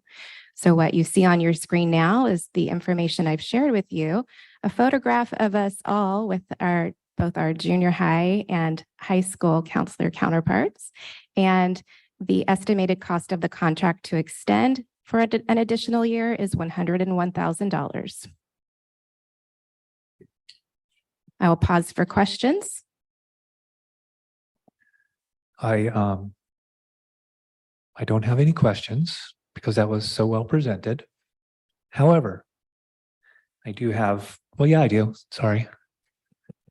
I'll start with a compliment first. Awesome on articulation. Having spoken with some of the college counselors at the high school level, and having had kids transition from our schools to the high schools, I know that this is a really, really important piece. I think we've talked about it with the math adoption in the past as far as how our kids get placed in contrast to some of the other districts who aren't observing the changes in the math framework or those kinds of things. So I guess, maybe that's part of the question is in the complement is that those I saw there were A through G requirements listed, and that was Spanish and only Spanish. Will our maybe this isn't part of this presentation, probably isn't, but will our kids then, when we have the math, the newer math adoption and we're going in alignment with the framework, then be in concert getting appropriately placed by the high school counselors because of this articulation and that understanding? Does that make sense? It does. And I appreciate the question. It's a very complicated answer, to be honest. The delay in the math framework has certainly complicated things, and that we're all aware of. We also know that our high school district is transitioning the design of the math program over the course of the next school year, going toward more of an integrated math model. And in that type of a design, taking algebra in 8th grade doesn't put you necessarily into the next geometry, if you will, class, because it's a different design. And so we are really curious to see how that will unfold and to then think about what opportunities we provide for our 8th graders, our 7th graders, of course, as well, that would, if available, allow for what you're speaking to. Currently, I think I've shared that we have Edgenuity that we partner with, and if a student wants to take algebra, they are able to do that, and then that is recognized at the high school. Okay, thank you. Because that's really the main part of the question is that when all those things change, if we'll have, because we've been asked as board members why we don't have more A through G at the junior high, but I think that was the main thing is that'll change or transition as those things, that articulation becomes more, up to date. And board member, just to add on to that, our junior high teachers had asked to bring back articulation between the teachers as well. And so the high school district did take the lead on that, and they chose to start with math first, just knowing that that's really what's critical. And so it's 4 different districts together because we're not the only feeder to the high school district. So there's 4 districts together, all of math teachers who've been meeting. I think they've met 2 or 3 times this year just to talk about that feeder progression from our feeder districts into the high school districts. So that articulation with teachers did start with math.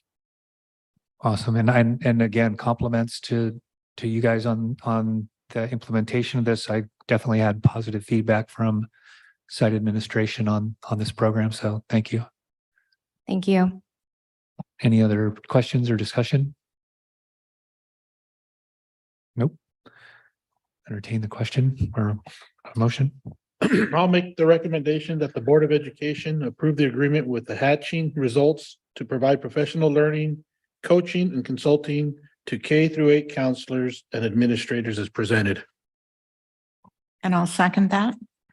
It's been moved by Mr. Lara, seconded by Mrs. Cordero, that the board approve the agreement with Hatching Results to provide professional learning, coaching, and consulting to K-8 counselors and administrators as presented. All in favor? Aye. Opposed? Motion carries. I have one afterthought. I'm She's got an sorry. afterthought. That's okay. She's still there. Do we currently have a counselor at all of our 21 sites? Not yet. Not quite. We are Okay. getting very close, though. We have several that will be brought forward by HRI possibly at the next board meeting. Okay. We are. I want to just make sure an outreach mentor is a totally different person. Yes. Program. That is correct. Purpose. And that layer of support will stay in place, as will SBTs or MFTs, which are also different than our counselors. Thank you. Item 11D, agreement with Pathful Connect for expansion of contract and industry speaker platform to remaining elementary school sites. Thank you. We started this conversation with our college and career readiness plan and our need to increase opportunities to make connections to careers. Our counselors, as I shared, play a critical role in that, as do our classroom teachers with the experiences they provide both in the classroom and outside of the classroom. The purpose of Pathful Connect is to connect college and career-related field trip experiences to possible career opportunities through follow-up conversations with industry professionals. These can be either scheduled ahead of time and live with a body of students, or they can be recorded videos that the class watches perhaps before or after a field trip. Connectedness to school increases when students see how their schoolwork, their interests, and their skills relate to their future options. And we know that there are a lot of career opportunities that are not available right here in our local community. This resource allows us to open that, to expand that, so that our students are seeing all of the possibilities that are out there for them. We experimented with Pathful this year at our 4 junior highs in our career exploration class and in our CTE classes. We also had a handful of elementary schools that experimented with it as well.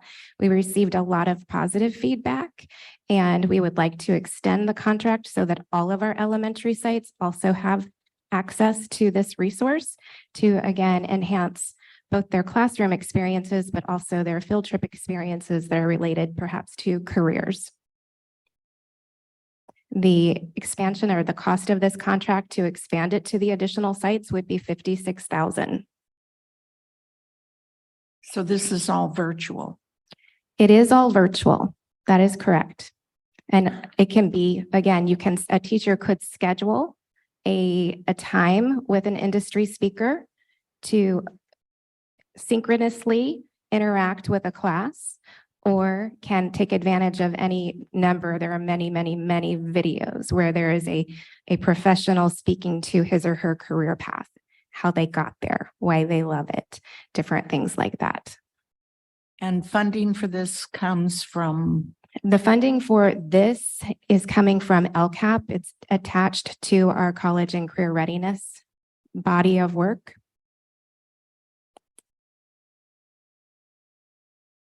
Do we know if each of our school sites were able to go on at least one college field trip this year?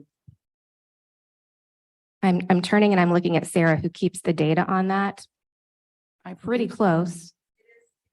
We're hopeful as we define the grade level.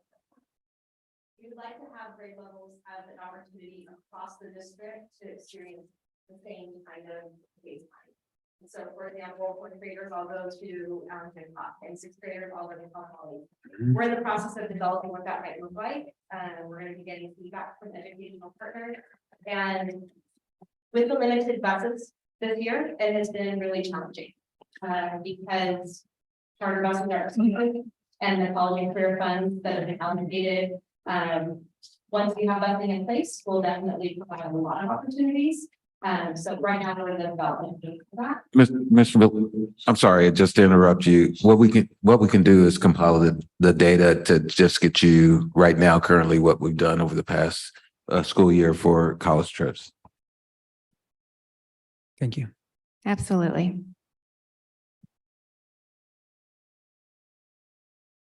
No further questions? I'll recommend that the Board of Education approve the agreement with Pathful Connect to provide expansion of contract and industry speaker platform to remaining elementary school sites as presented. I think we already did that. Oh, pardon me then. No, this is the correct one. They'll second. Been moved by Mr. Valencia, seconded by Ms. Cabral, that the board approve the agreement with Pathful Connect to provide expansion of contract and industry speaker platform to remaining elementary school sites as presented. All in favor? Aye. Opposed? Motion carries. Thank you, Ms. Loftus. That was awesome. Thank you. Item 11E, agreement with NWEA to provide software licenses for NWEA Map Growth K-12, Map Growth Science, and Map Reading Fluency. Ms. Grok. Good evening. I'm bringing several contracts to you. all within our assessment and data management suite. So the first is for NWEA. This is a renewal contract for software licenses for local assessments. So that will include reading, math, science, and fluency in English and Spanish. And we recommend that we maintain this platform. We're very pleased with the results. We are able to see students' growth, adequate growth, and achievement projections. And so I request your approval. Ms. Grok, I only really kind of have two questions. Does MAP mean map? MAP stands for Measures of Academic Progress. Thank you. You're welcome. When we have acronyms, I want to make sure That was like a everybody knows. trick. Yeah, I'm sorry. MAP it stands for Measures of Academic Progress. It has become its own word, just like NWEA, kind of like KFC used to stand for the fried chicken, but now it's just KFC. So it's just NWEA MAP. W became Weight Watchers, epic fail. Okay, sorry. But let's Haven't had dinner. the other, like the more pertinent question is, were teachers able to use this in a formative fashion this year? Was it able to work as expected or goals were set out as a formative tool?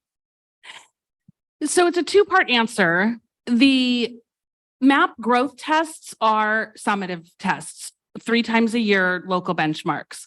But connected to those results are connections for the teacher and maps of the student's zone of proximal development and learning continuum tied to standards. So even with a summative assessment score, they could reach down into formative assessment levels.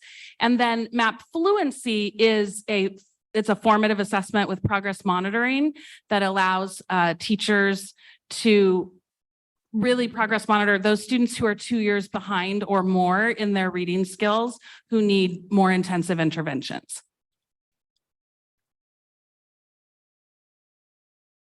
Mr. And Valencia. one Oops. additional, Go. sorry. My question is, do we know what comps are out there for similar services? It sounds like we've had some success with this software, but what other software programs offer this service and at what cost? So there are, it's hard to say because the suite that we are asking to renew the contract for is tailored to us and our needs. There's a menu of options that NWEA MAP offers that we've picked and chosen from.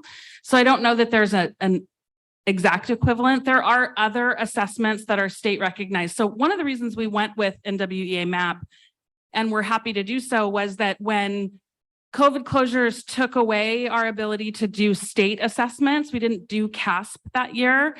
And the state said, you can use a local measure if it's approved by us. And this was one of 11 on the list. And that's sort of how we landed here in the first place. And we've been very happy with the assessment. And prior to that, if you want to add, Ms. Brock, because you were on it, we had put together an assessment council made of all teachers and 2 principals, Lori was a principal at the time, and 2 district staff, and went through to see if we were assessing students too much. And were the assessments we were using what we needed, and was the time right when we were getting those assessments? And what we learned was we were over assessing, and we were using some assessments not the way in which they were intended. And so that team went through and actually piloted some different assessments after we'd put together a criteria, things like they had to have a Spanish component, things, those kinds of things, good parent reports. We wanted to be able to track progress over time because we do need something at the district level that measures progress for our LCAP. Like that's really important that we have that kind of data that we can track. And so at the end of it, NWEA is what the assessment council recommended. A lot of our teachers have children, their own personal children in local districts here who use it. And so they were familiar about it from the parent point of view. So this was a recommendation after looking at a number of different assessments that are out there. Illuminate, iReady, there was lots of ones on the list. And this was recommended from teachers. just for that background. My only point or question, it says under map reading fluency that there's an add-on for English and Spanish. Is that only in the reading fluency, or are the other reading, math and science assessments can they be done in Spanish also? And I'm primarily thinking about our DLI students.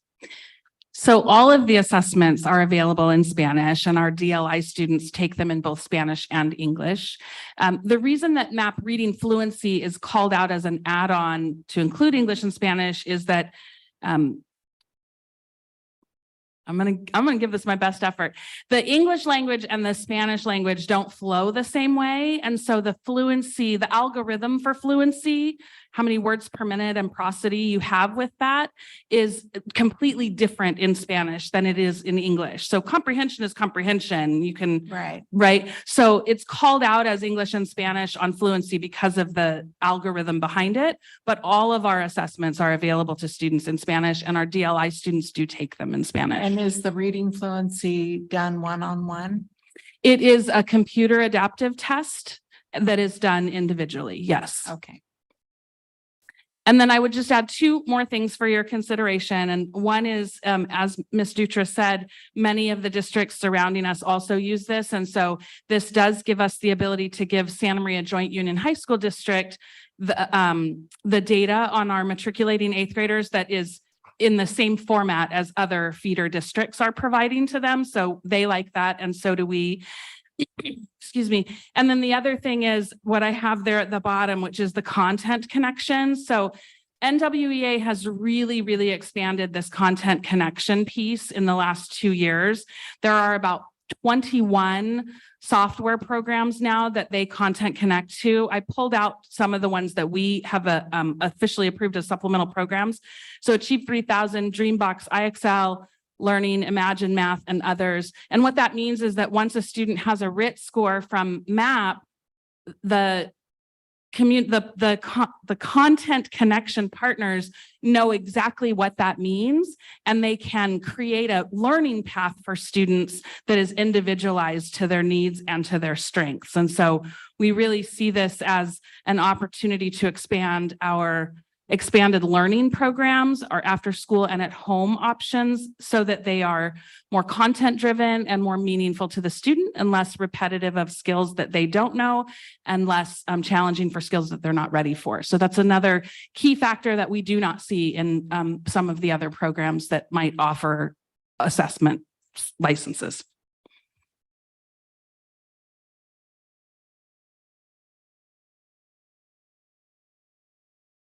I'll recommend that the Board of Education approve the agreement with NWEA to provide software licenses for MAP Growth K-12, MAP Growth Science, and MAP Reading Fluency as presented. And I'll second. Moved by Mr. Valencia and seconded by Ms. Cordero that the board approve the agreement with NWEA to provide software licenses for MAP Growth K-12, MAP Growth Science, and MAP Reading Fluency as presented. All in favor? Aye. Opposed? Motion carries.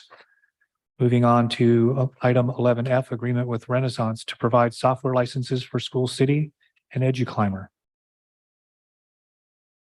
Well, good evening, board members. It's so nice to lovely see you, Ms. Groff. Thanks for having me. This contract is also a software license. This is a customized assessment result platform. And this is a two-part contract. So it is a district-wide contract for School City, and then it is a Fessler Junior High contract for EduClimber. Both of those platforms are owned by Renaissance, which is why we're bringing this forward as one contract. So this is the place our data lives. There is also a question bank. It's called the Inspect Premium Question Bank, and we have access to that as well. But primarily, this is anytime we do an assessment, that data goes and lives in School City, and that's how we are able to pull out our intervention tracking, our effectiveness reporting, all of our custom reports, and then we're able to promote equity through the database decision making. So we're asking for your approval of this renewal contract that will be shared by the district as a whole and by Fessler Junior High. What is the differentiation for Fessler? So I put both of them up on the screen. On the left is what School City looks like, and that's where all of our student data lives. That's the white screen with the bars. Okay. The bars. On the right, the black screen is what EduClimber looks like. And the difference is that EduClimber takes one step further than School City. EduClimber takes the data that we house in School City and starts to create profiles of students who need intervention, early warning systems, students of concern. And then there's a whole piece in the background that is allowing the coordination of services team to connect with each other on the platform to discuss interventions and progress monitor as well. So EduClimber is it goes a step further than School City. And Fessler engaged with EduClimber software as part of their CSI, Comprehensive School Improvement Funding. A few years back when they were identified for CSI, part of their plan was to have an early intervention system for their data. And EduClimber is the one that they went with. And they like it so much that they're continuing with it even after exiting from CSI. Okay, that answers all my questions. Thank you. I've got a question. What's the 16,589 at 740? Your microphone's not on, Mr. Lotta. Okay, I just don't want to be any louder. The people at home don't know that. The 16,589 at 743. What is it? So 16,589? that's 16,589 student licenses Okay, all right, at $7.43 a piece. got it. And then that's why Fessler is 974, because that's how many students they have. All right, thank you. And I spoke to Dr. Palmerston about this today, just out of curiosity, and he's really pleased with EduClimber and the applications they have and the presentation it allows for them to do the things that Ms. Grock has addressed as far as being able to see what students need their interventions and positive in a real positive way. So.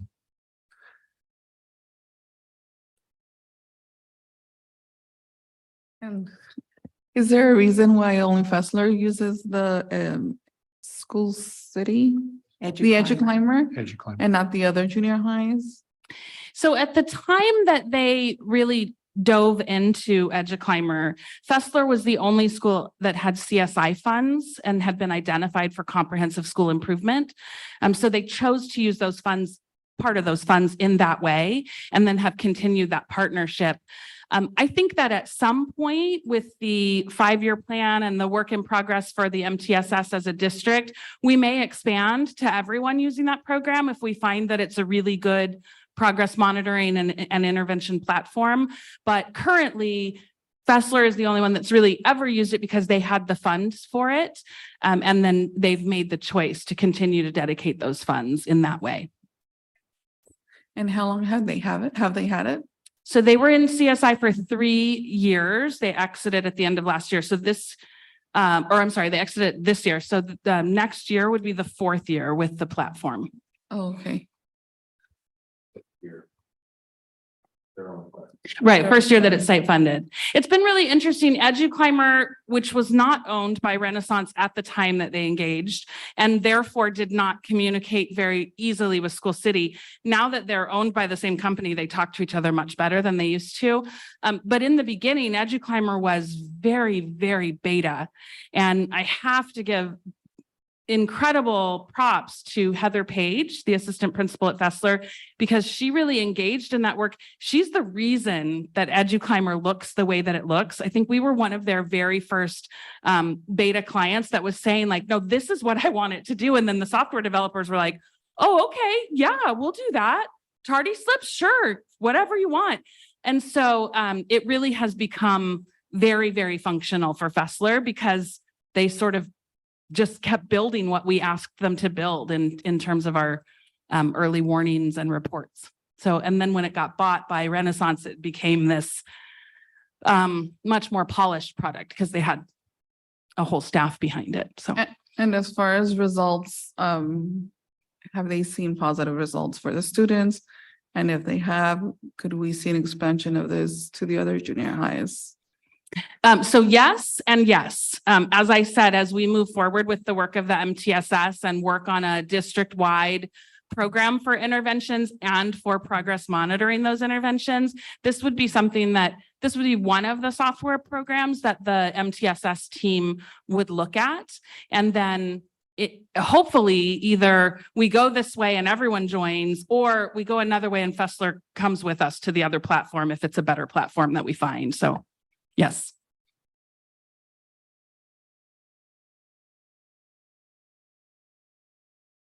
No more discussion or questions. I'll entertain a motion. I'll move that the Board of Education approve the agreement with Renaissance to provide software licenses for School City and EduClimber as presented. I'll second that. Been moved by Mrs. Cordero, seconded by Mr. Lara, that the board approve the agreement with Renaissance to provide software licenses for School City and EduClimber as presented. All in favor? Aye. Opposed? Motion carries. Moving on to 11G, agreement with Panorama Education to provide annual licenses for Panorama surveys. Surprise. This one is also mine. So this is a renewal contract with Panorama Education. It is for an annual license for all of their surveys. That includes student surveys, student check-ins, staff surveys, and family surveys. It also includes analysis, reporting, and 2 professional development workshops. What we like about Panorama Education is that it does promote positive school climate by collecting valid and reliable feedback about what matters most, including the areas of supportive relationships, engagement, safety, sense of belonging, climate, social awareness, diversity, inclusion, cultural awareness and action, leadership, adult well-being, and professional learning.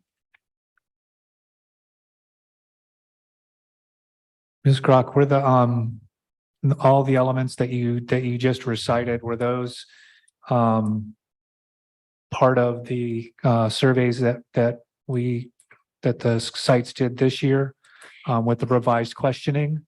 Yes, I actually took that directly from our results page from the last survey. So those are the areas that we surveyed this year. Yes. So after the because there was, at least from my understanding, a change in a number of the questions, or at least the way it was presented, so that it would be less confusing to both the administrators of the surveys and the kids taking it. Is that correct? That is correct. So fewer questions on each interrelator reliability measure, but all of those areas were covered and reported on. Yes. Thank you. Valencia? I know Panorama is also used at the high school level. So I think that's, there's, it's wonderful that there's some continuity, but I'm also curious about what other software or tools are out there to compete with Panorama. So who's their competition? Because I did remember hearing from a board member at a school board conference that there's alternatives to Panorama that are actually more effective to a certain extent. I'm not familiar, if the name is escaping me, of the one that they mentioned, but what are the options that are out there? And given that those options, why did we still go with Panorama? So there are a few options out there. We've actually been investigating them as part of our universal screening as part of the MTSS. We like Panorama for a couple of reasons. One is that it is nationally normed, so we can see our comparison to trends across the nation, but we can also see the comparison to districts with similar demographics in terms of free and reduced lunch, or second language learners, or total enrollment, or urban versus rural setting. So we have a lot of ability to compare ourselves. We also like the program because it is completely in our hands. So we get a set of questions suggested to us, but we have the ability to adjust them, reword them, delete them, change them, make them more meaningful for our kids, more specific to our programs, those kind of things. If we wanted to drop in like DLI and ask kids, how do you feel about DLI? We could do that very easily in Panorama, which in my experience with other platform surveys, we have not been able to do. And then the third part of it, and this is something that we're really looking to expand into next year, is the student groups and student check-ins. So most survey platforms are designed to be benchmark up to 3 times a year. Panorama offers the ability to do daily or weekly or whatever timeframe you want check-ins with specific groups of students. And so as we move forward with MTSS and social emotional learning, part of the work of the elementary counselors as they're hired and brought on, as well as the rest of the support staff, will be to use that data to identify students who need a higher level of support and then be able to do frequent check-ins or progress monitoring on how they're doing. So for those reasons, as well as the just the usability and the fact that it is one of our LCAP measures, so we wanted to stay consistent with the LCAP measure, all of those were reasons that we chose to stay with Panorama. Mrs. Brock, just the one more thing of the playbook. Oh, yeah, thank you. Also for those students or classes who have data from surveys that shows that they need a specific thing, one unique aspect of Panorama is that it does connect to the Panorama playbook, which has resources from multiple sources that are all valid and reliable and cleared. And so if a teacher goes in and sees that her classroom has a very low rating on sense of belonging, she can immediately follow the path to find activities and lessons on sense of belonging that she can do with whole class or with specific students. And so that curriculum piece behind it to support what students need is really what closed the loop for us. Like we wanted data that's actionable, and how much more actionable can you be than to actually just go to the playbook and have some resources right there. So that's an excellent selling point for this particular program.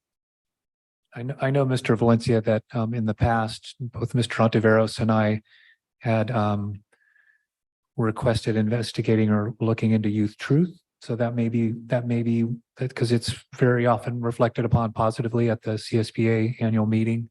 So that may have been one you were thinking of. My only question, Ms. Grock, at this point really is with changes, modifications year to year or as needed, how do you guys then suss out the trends or information if there are different questions? Are they categorized and then you just get, and there's kind of a general score for a category, say, or something of that nature? So it's a little bit of both. You can see on the, I don't know if you can see it very well, but on the sample, there's like a section, a rating for school climate, and then a rating for School and teacher student relationships. school teacher student relationship. School Thank belonging. you. So those are groups of questions that are giving you an overall rating. You can keep that group of questions and compare that overall rating over time. But you can also, if you click on the explore button, you can go down into the individual question. And that individual question, if it's duplicated over multiple surveys, it will give you a trend analysis for that. So even if you're, if you've fiddled with the sense of belonging questions to get an overall trend, you can still drill down to a specific question and say, oh, see, this is where it changed. This is the student relationship is where it changed, or the whatever. So we were pretty diligent when we revised the survey to make it more user-friendly for students, that we kept a couple of the sections that were nationally normed and were being reported on LCAP, that we kept them, quote unquote, whole, so that we could have an apples to apple comparison of those. And then we were able to customize and modify down into the levels of the questions. Thanks. The reason I ask is because one of the proposed benefits of this was also that we could follow students year over year, and then even up, as Mr. Valencia alluded to, into the high schools. So I think there is some importance to the component of keeping the data trackable, or at least that you can see some of those trends. I was just curious as to how that would look. So thank you. Yes, and it would look like that for individual questions, but one of the things I really like about Panorama is that It also, for each student, gives you an overall rating of protective factors. And so even if you've changed some of the questions, if it's still looking at sense of belonging, if it's still looking at student-teacher relationships, if there are 5 areas that we're looking at with students, it will tell you these students had 0 out of 5, these students had 1 out of 5, 2 out of 5.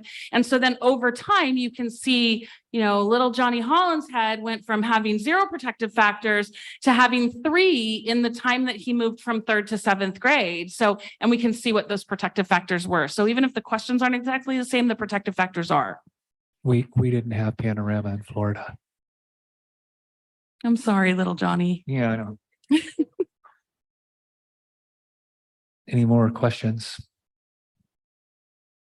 Entertain a motion. I'll move that the Board of Education approve the agreement with Panorama Education to provide annual licenses for Panorama surveys. And I'll second. Been moved by Mrs. Cordero, seconded by Ms. Cabral, that the board approve the agreement with Panorama Education to provide annual licenses for Panorama surveys as presented. All in favor? Aye. Opposed?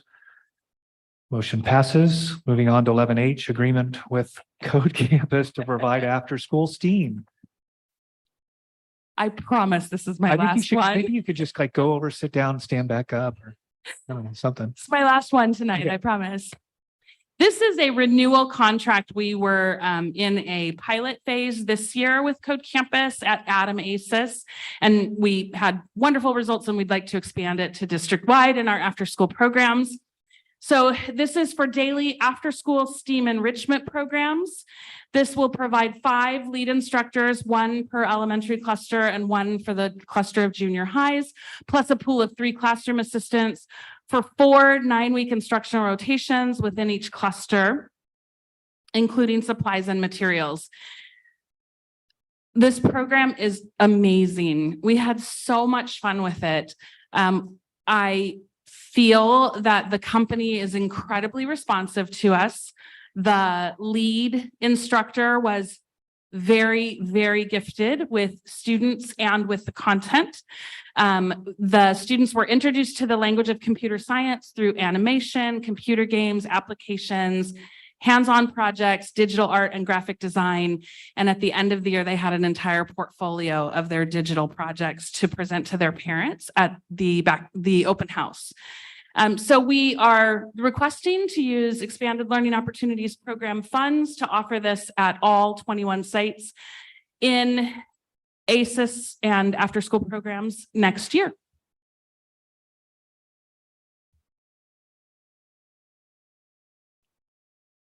So each cluster would get 9 weeks. Is that correct? Each school would get 9 weeks in a rotation. Yes. Right, but if there are 5 instructors. So for instance, they're at the site for 5 days a week, and the classroom assistants are relegated where they're needed. correct. Okay. So for instance, in the Fessler cluster, the 4 elementary schools, Adam would get it for 9 weeks in after school programs. Then they would move to Battles for 9 weeks. Then they would move to Miller for 9 weeks. Then they would move to Alvin for 9 weeks. And they would do different projects with different grade levels of students. But they're teaching for the entire after school program. So every student in after school programs would get that 9-week treatment every year from their lead instructor. Thank you.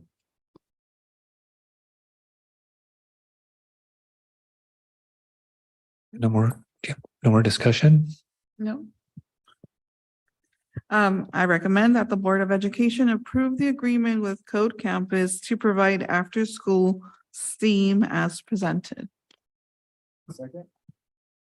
It's been moved by Ms. Corral and seconded by Mr. Valencia that the board approve the agreement with Code Campus to provide after-school STEAM as presented. All in favor? Aye. All opposed?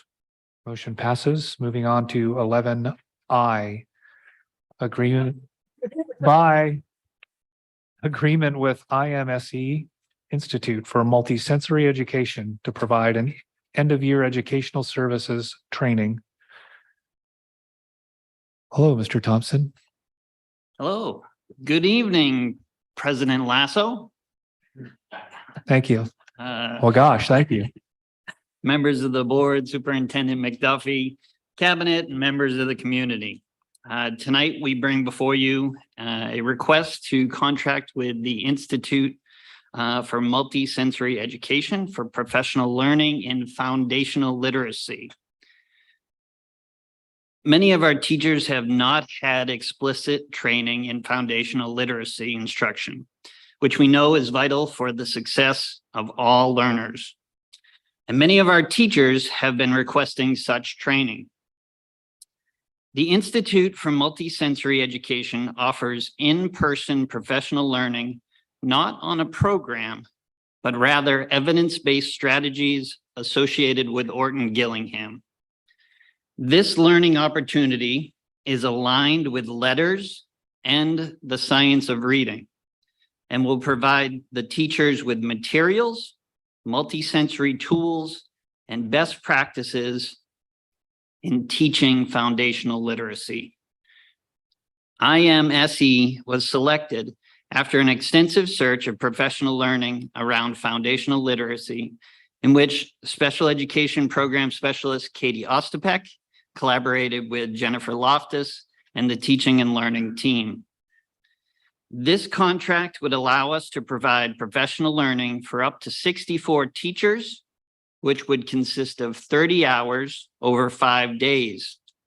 This training would be provided over the summer. And at this time, we currently have 51 teachers who have RSVP'd to take this course already. We would like to request the board's approval of this contract, and I ask if you have any questions. Is there a possibility that we will exceed the capacity of that up to 64? It is possible. The contract, the way it is stated, that it's $42,250 for up to 30 participants, plus $1,275 per person after that, up to 64. So there is a chance that we might have more interest, but I do know that Jennifer Loftus and her team will be providing this same training in November to the RTI teachers, in which we could add anybody who wasn't able to fit on this list to that training in November. Do you have dates set? We do. It's in July. I believe it's July 16th through the 21st. Yeah. And we have one member in our audience who has already RSVP'd and is very excited. And the training will be here at Sousa Yes, it'll be here at Sousa. in case I want to stop in. Absolutely.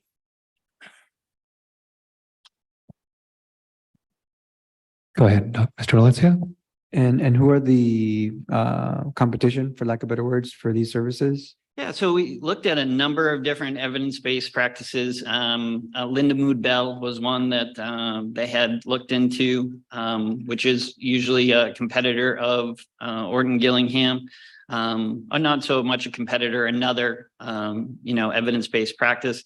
We looked at the Dyslexia Institute and their training as well. But this really aligned with some of the work that Teaching and Learning was already doing with letters and around the science of reading. So we felt that this really meshed with what the direction in which the district was going in foundational literacy. Were teachers or students involved in the process? Yes, so there was surveys that went out, and that's actually they sent out a survey to garner interest to see, especially because it was happening over the summer.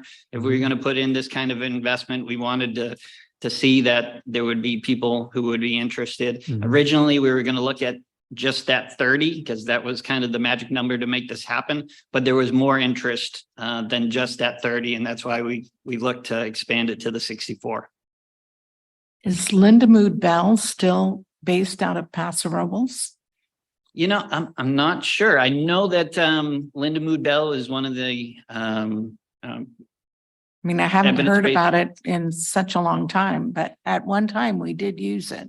yes, and I know that they did use it in South County. I know Santa Barbara Mhm. was sponsoring some trainings around the Linda Mood Bell. So it is still around. But with a name like OG, it's got to be good. There you go.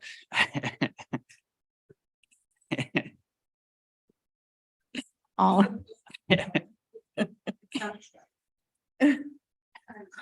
Sorry, I started before 10. I'll move that the Board of Education approve the agreement with IMSE Institute for Multisensory Education to provide end-of-year educational services training as presented. And I'll second.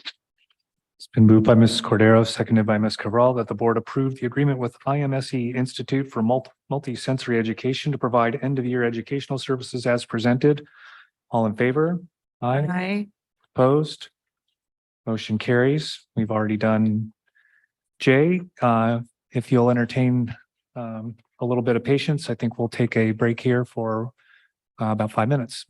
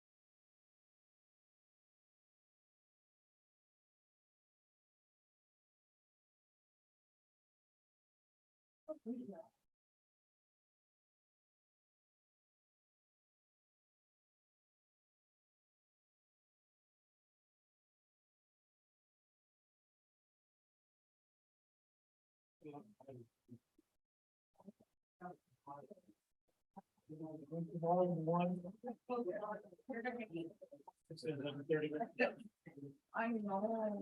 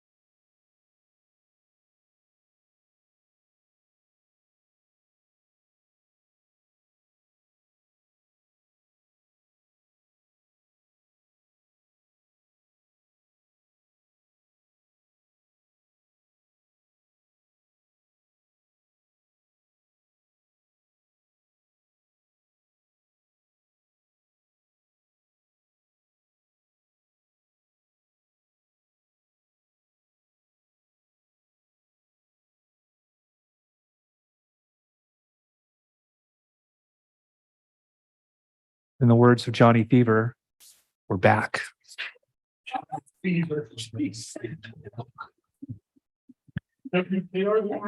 us introduce item 12A, public hearing, local control and accountability plan. Anybody approaching the dais for that public hearing? We have Yvonne. Yeah, Vaughn, do you want to speak at this point? Okay, perfect. Yeah. Press the button. The button. The little man, push the little man when the red light comes on. Yeah. You opened the public hearing. Testing. Okay, fix my hair. My name is Yvonne Duran. Like I said before, I teach at Robert Bruce Elementary School. I've lived in Santa Maria for over 20 years. My children went to the school district. I am coming forth with a question for the board related to LCAP, and that is, how will LCAP be informed by the strategic plan, or how will the strategic plan interplay with LCAP? So it's been my pleasure to be part of the LCAP process. I think this is my 6th year, maybe my 2nd cycle. I've also been part of our school site council, looking at our site SIPSA, PTC leadership. And so kind of got to see where all the pieces connect that come back to this. Related to this question, I would like to talk about one of the strategies that I actually read tonight, which is we will nurture the whole child. That's part of our strategic plan. And I'd like to connect it to 2 goals in our LCAP. Goal 5, which relates to SEL, safety, and student engagement. And goal 7, which is part of diversity, equity, and inclusion. So first of all, I wanted to talk about the idea of the programs that we choose to put in our LCAP, and that not all of them are necessarily going to have academic progress as their goal. One of my colleagues spoke earlier about Accelerated Reader, which is actually a program by Renaissance. It was really timely to get to see how many programs were approved tonight and the amount of money that was spent on them. So I know that money is not the issue here. I understand the need for programs to be proven effective if you're looking for an academic gain. However, not all progress is linear. When we're looking to increase academic progress, you first have to have engagement. And in order for there to be engagement, you have to have a point of entry. For students like ours who may be struggling with reading, struggling is not a fun activity. It is not something that they ever elect. It is never a preferred activity, Eric. It is never what they're going to choose because it's hard. If you've ever had something that you are not good at, you know what that's like when it's time to go run or lift weights and you're like, oh. To this day, I still get butterflies in my stomach if it's time to run because that is something that I've never been good at. I have a sense that some of my students are experiencing those butterflies in their stomach every time it's time to read in the classroom. Kareem Weaver, who is NAACP activist and educator from Oakland, who is featured in the movie The Right to Read, recently said in a Science of Reading podcast, we're talking about SEL in the schools all the time. We're talking about trauma-informed teaching, being responsive to students. But if you're a student who struggles to read, you're being traumatized every day in the classroom.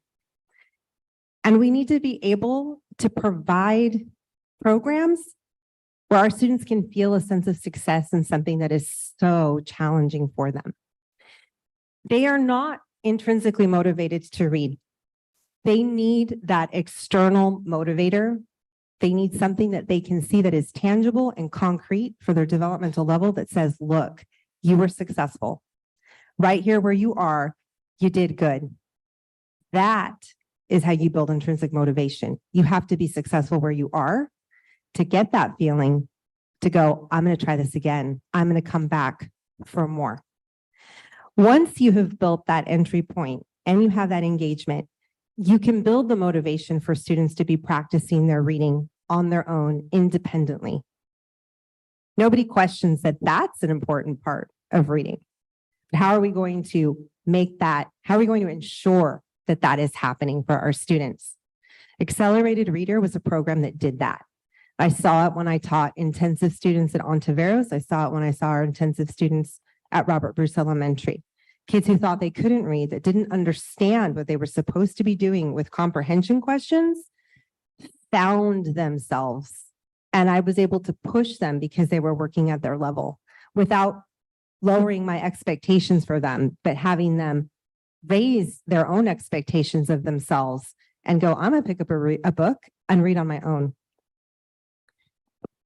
So I want to echo the sentiments that Angie Howe expressed tonight. We need our students to be practicing our reading. That ties into goal 5, which is the SEL, their sense of engagement in schools. So if you can't put accelerated reader in goal 1, because you may not find data to support it, I can promise you that it's gonna hit your goal of student engagement and improving SEL and connectedness to school. So please consider that when you are thinking about which programs to approve. Secondly, I wanted to touch on goal 7.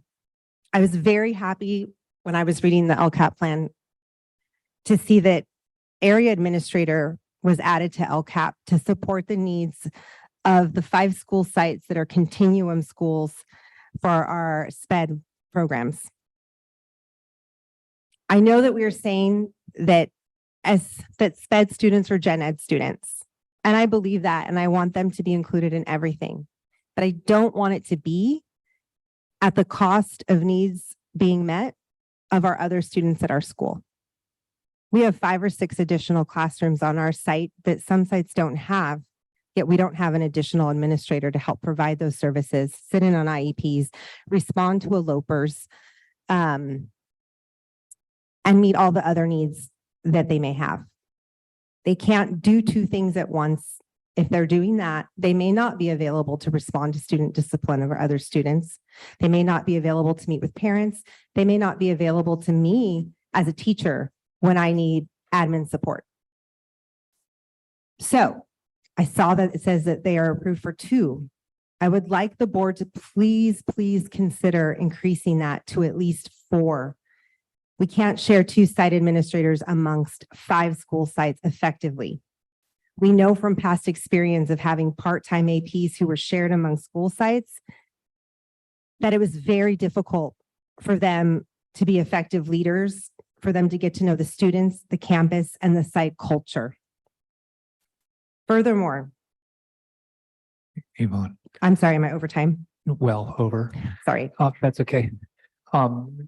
I understand, and I think there was multiple topics Yes. within what you were addressing.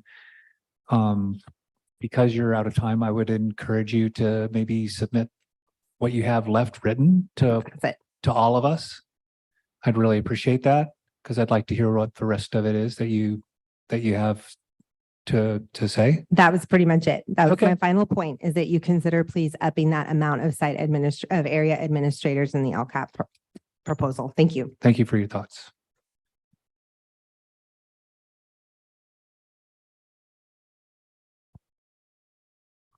Jose Segura.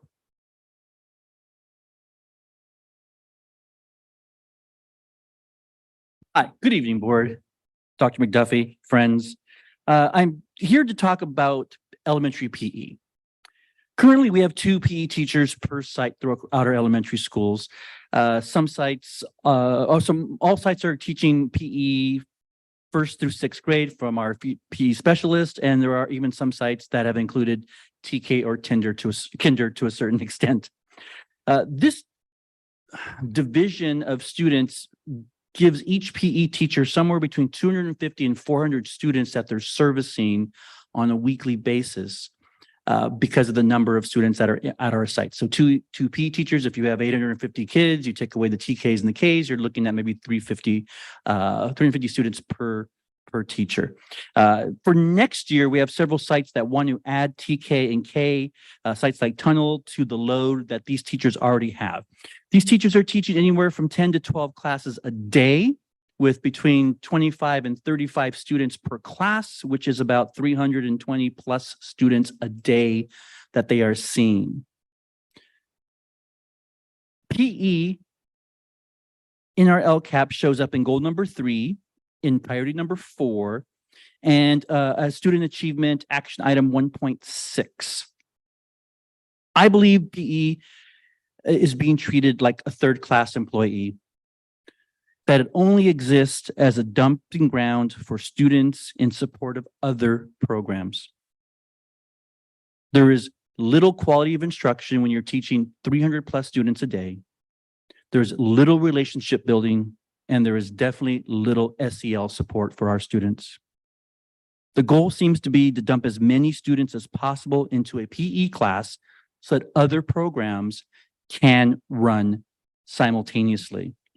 The LCAP actually states in the draft, in order to provide targeted support for our low-income English learners and foster youth students, and to ensure that all other students have high-quality grade-level instruction and increased time for small group instruction provided by the general education teacher within the classroom, and to provide a more effective physical education program, the district will continue to provide 2 physical education specialists per site. Then it goes on to say that there will be a total of 35 grade level team. Let's see. We'll collaborate in order to ensure that the teachers are provided direct instruction, small group instruction, and/or PLC instruction focused conversations during PE time. So all these elements in our LCAP for PE are about supporting other programs. PE should be a standalone LCAP item, not listed as the support program that allows for other programs. When elementary PE first came on board, it was all about quality physical education taught by experts in the field. And I look to you, Mr. Hollinshead, because you were really an advocate for that when we brought on those very first 8 PE teachers back in the day. And we were all so excited for that to come on board. So can PE support other programs in other academic areas? Absolutely. Should it be the sole reason that elementary PE exists? Absolutely not. So my ask for you, the board, is to consider that elementary should be listed in the LCAP as a standalone action item for all that it offers, and not as the support program or the dumping ground program to support other academic areas. Thank you.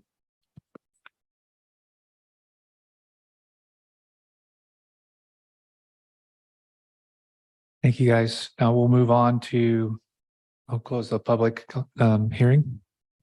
And we'll move on to item 12B, presentation of local control and accountability plan and local indicators. That update will be given, but not by Ms. Dutra.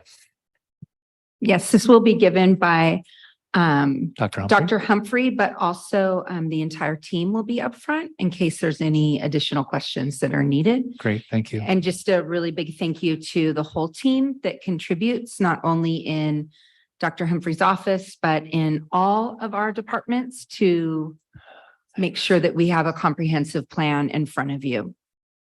Thank you, Dr. Humphrey. Thank you.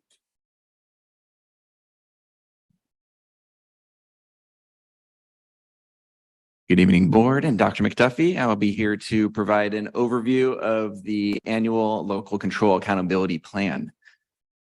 As you're aware, the LCAP serves as a 3-year investment plan. We are entering our 3rd year of such plan that was first board approved in the year 21-22, or the school year of 21-22. Around this time last year, Rebecca Herrick was in front of you, providing the update for it. As part of that LCAP process, we have consultation requirements. Involves a presentation and review by our committees, the LCAP Ed Partners Committee, the DLAC, the Notice of Public Opportunity, and the public hearing for which we just held, and eventually lands on June 21st for potential adoption and approval by our local governing board. The components of the LCAP that we're going to focus on tonight are really the most material elements of it. There's 3 sections you see there: engaging our ed partners, the 7 goals and actions, and then a component for increased or improved services. We'll start with the engaging ed partners component. We go far above and beyond what the CDE requires for this. We have outreach at our committees, such as the LCAP Ed Partners, the DLAC Parent Advisory Committee. We've also increased our outreach to include the students as well at the junior high level, and leverage technology to be able to get increased input from our ed partners online. Our Ed Partners meeting, for which many of you have been able to attend, are an opportunity for a diverse set of partners, even some students, families, local community members, staff, and teachers to come together, hear from SMBSD staff on initiatives and efforts that are aligned to the goals, have small group and whole group discussion, and then be able to memorialize those comments through Thought Exchange. Thought Exchange is our anonymous survey, which helps not only provide a sense of transparency and equity amongst those that are contributing to it, but also distill and analyze such a wide, vast number of data points and contributions from those attending to be able to give great visuals like this and distill the information much further than the traditional post-it and poster board. It also gives us a chance to provide that kind of information and outreach, casting a wide net online. We provided 6 online surveys. You can see the huge amount of contributions from Spanish and English speaking families. And it also gave us opportunity to piggyback an additional question on familiarity with the LCAP. Most important part of the acronym is the localized piece, and we want to make sure that Ed Partners are aware of this investment plan. You can see we have some work to do, as nearly 2/3 of them would respond as not at all or somewhat. Taken some initial steps on that. I think next year, in paralleling the work with the strategics, we're going to be able to increase that. One Ed partner that we targeted this year to include more of a voice towards was our students. We did that through junior high site visits using technology such as Thought Exchange, and a QR code gave them immediate access. It also helped to bribe them with slushies from 7-Eleven to participate. And we joined them at lunch. We joined their Avid classes and got an incredible amount of input from them. We also had the privilege of joining our student leader advisory team with Ms. Dutra to be able to talk to them about the LCAP, the strategic or the investment plan for it, and then be able to do an activity where they got to not only give input, but use funding to help prioritize. What do you do when everything seems important, but you only have a finite amount of money for it? So we'll continue that as a new tradition for us. As part of increasing that from 1/3 that are going to be saying they're familiar with the LCAP to a higher number towards next year, we've been able to distill the 260-page document into an executive summary, partnering with the Gobo infographics. They're now toting this as a sales pitch, using ours as a template for other school districts. We help pilot that. And then we have the YouTube channel, Locally Famous, with resources and materials on here, and a 5-minute LCAP presentation for those that LCAP recap that weren't able to attend the meetings for us. The portion that I spoke to prior was around the concentration grant. This is known as the 15% con grant, in which the state provides for us to ensure that we're increasing staffing to support our highest need students in schools. It's to the tune of about $8.8 million. And through our feedback and input, we're fully allocating that money towards a bilingual instructional assistant at a full-time basis for every classroom, TK through 6th grade. That money accounts for just a portion of that funding. As Ms. Grock had presented to you earlier in the year, this all leads and works in conjunction with our California dashboard. A CDE oversees this work. I want to draw your attention. There's 5 state local indicators there, all with standard met. We'll be providing that same information this year through the CDE reflective tool. And when the dashboard opens in August, we'll be able to post that and expect the standard met to continue. Now we'll get into the bulk of really the LCAP that you have in front of you. I have some highlights that just mirror this. It's the same information that was provided at DLAC and our LCAP Ed Partners. We have 7 goals, over 70 actions and services. The intention tonight is to give an overview of those that are new and expanding, as many of these have been continuing efforts and staffing that were first board approved in 21-22. Approved again by our local governing board in 22-23. So I'm just going to highlight those and then give the caveat that you're going to see based off of our Ed Partner input. Some goals have a heavier amount of bolded items that say new or expanded. And that means it's either a brand new service or just the funding helped expand the investment for it. The first goal around our effective district and school-wide support systems, you can see an increase in investment towards our technology and our fine arts program, i.e. the increase in band teachers that we have, as well as a lot of ongoing activities and actions and services there. Goal 2 and 3 are a bit thinner, you can see. On any new or expanded ones, there's a lot of ongoing services and staffing. One that's bold that didn't have an increase in funding is 3.5 around recruiting and retain experienced and qualified certificated teachers. Goal 4, in an effort to increase our reclassification rates, you'll see perhaps our biggest investment in the LCAP reflected in 4.2, and that's towards a full-time bilingual instructional aid, TK through 6th grade in all classrooms. That's one of our larger investments that you've seen in more detail in the LCAP that was linked in your board memo. But you can also see an investment increase in our expansion of the dual language program with staffing there, a response to intervention teacher, RTI, at all 21 sites as well. Goal 5 is perhaps our heaviest, as you'll see new and expanded services with, and that has aligned with feedback from our ed partners across DLAC, the actual ed partner meetings, online, around student engagement and the importance of social emotional learning. You'll see an increase in funding that allows each of our sites to now have 2 outreach mentors that are funded. You'll see increase in funding for our community partnerships to help our foster and homeless students, as well as increase our attendance and be able to address truancy. You'll see an increase in investment in our partnership with CADA, that's the Santa Barbara County Council on Alcoholism and Drug Abuse, to help with our drug awareness for our students. And then you also see the 17 elementary school counselors also within this goal as an investment. Goal 6, equally as heavy in our new expanded services. You'll see everything leading towards our increase in parent engagement, towards centralized staffing that will be able to help our staff, our families down to 6.9, 610, and 611, including our superintendent executive liaison recently approved. You'll see increased parent communication services through Parent Square as an investment. And then one of our more significant contributions towards the input we received from our ed partners was around our translation services and increasing the amount of translators and training that we have in trilingual and bilingual. Lastly, goal 7, around our work with diversity, equity, inclusion. Of note, you'll see here an investment in our early childhood education staffing.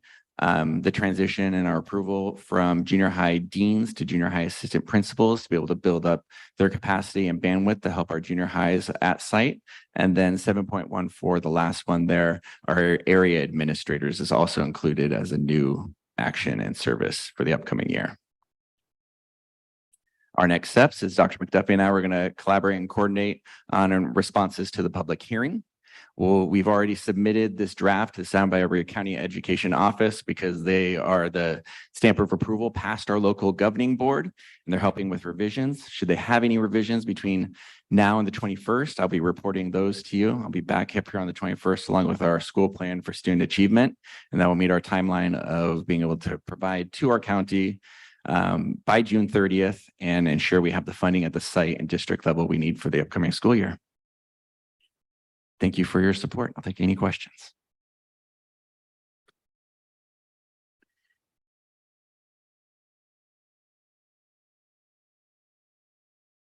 I'll start. On the last thing that you mentioned, Dr. Humphrey, or nearly last, goal 7.5, as far as the assistant principals for junior high sites. In the LCAP partner meeting that I was at, one of the questions was around that and counselor equity amongst sites rather than equality. So the example that was given was some of the sites with lower census or lower number of students getting the same number of assets. So an equality measure being used rather than an equity. Is there a possibility of having more than 2 APs on a junior high site to make that a more equitable distribution versus an equal distribution? I think the intention for the LCAP is to create a baseline. Schools also have their school site SIPSAs that they can provide funding for above and beyond that. And then if you want to get into student ratios versus staffing, it would have to be a contribution between business and human resources and trying to figure out that allocation. The LCAP is a zero balance. So if we were going to increase junior high principals to 3 at certain levels, we would be drawing from another action service that's included in here.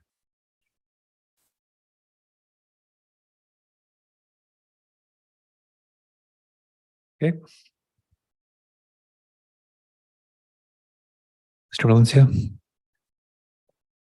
Something that I noticed when I went to the last LCAP meeting is that some of our folks are still struggling with the use of technology.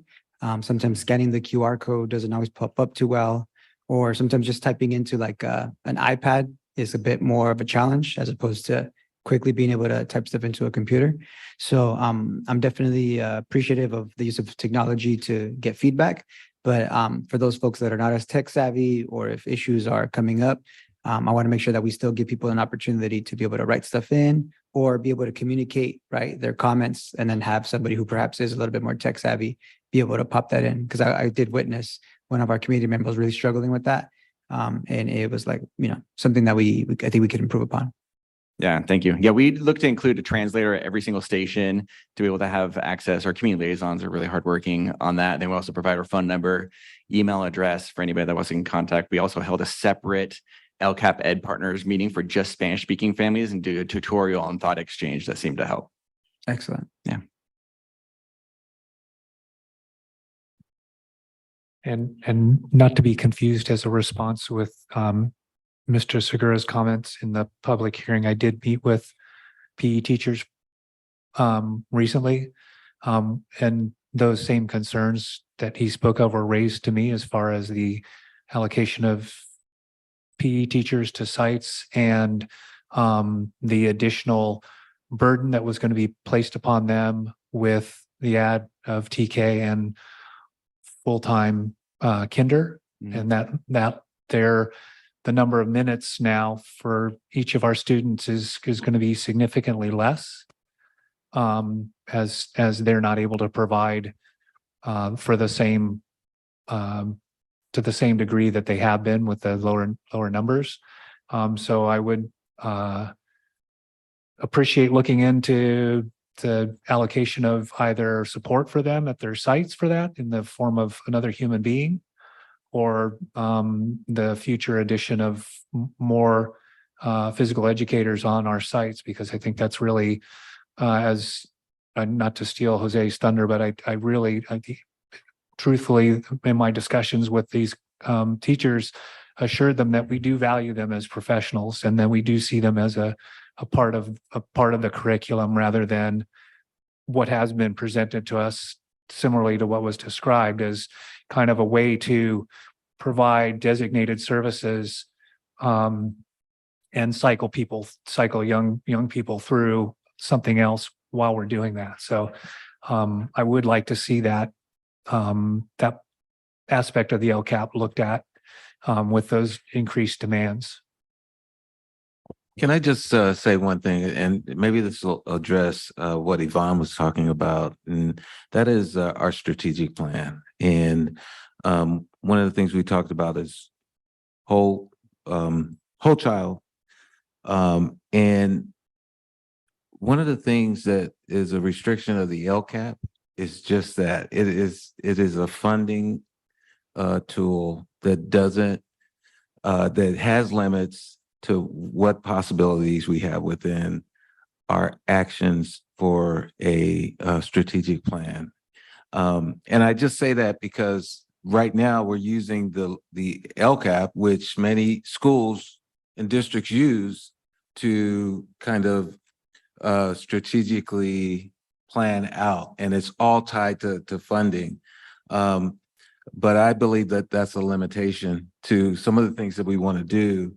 Not to say that we can do things without paying for them, but the whole idea of thinking of the possibilities of what actions we create through the whole child, looking at the whole child, and that includes PE teachers, it includes other instructional aides, things that are sometimes within the LCAP, but it's not spelled out and it's not given an emphasis as it would with an action plan through a strategic plan. So I see the strategic plan as an umbrella where the LCAP falls under, where our facilities master planning falls under and into the overall strategic plan, which is much broader, much bigger than some of the things that the LCAP contained. So I love the conversation, and to be able to have those conversations with our action teams next fall will it's exciting to me. So thank you. No, and I appreciate that because we don't want it to seem like we're going back to the initiation of LCAP when everybody stood in line, asked for things, and we didn't have a means of assessing or accounting for what things are. And we have to have things align, right? You have to have our strategic plan aligned with this. So we do want to set priorities. And so I think, that this is one of those things that we'll be able to demonstrate, hopefully demonstrate a priority with. And I understand as a former site council member, it could probably be something that site funds could be spent on as well. I would imagine. I just want that to be considered as a part of that bigger plan or that bigger alignment.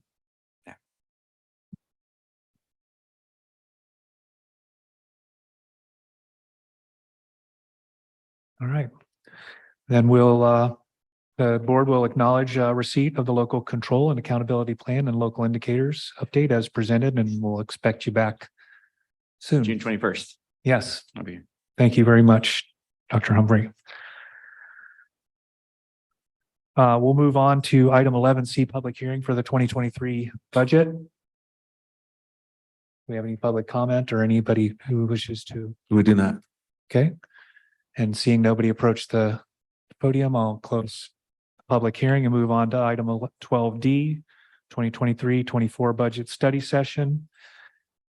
Mr. King.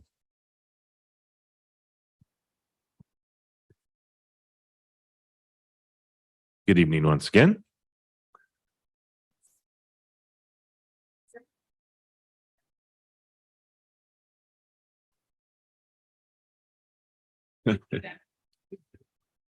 No, not really. I'm good being at the end. He hasn't been asleep that long in the back. Are we ready? Any other questions? Yeah.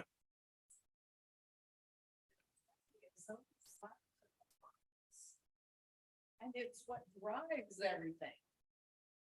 The Lighthouse Project. I get it. Just saying. All right. Well, this is the board, the budget study session number 2 for the adoption budget. And this evening. Yeah.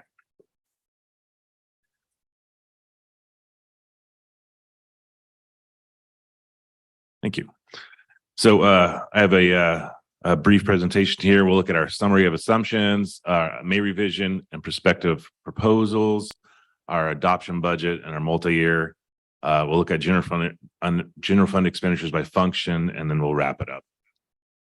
So our multi-year assumptions, we do remove one-time costs related to either one-time revenue or carryovers of any fund balance.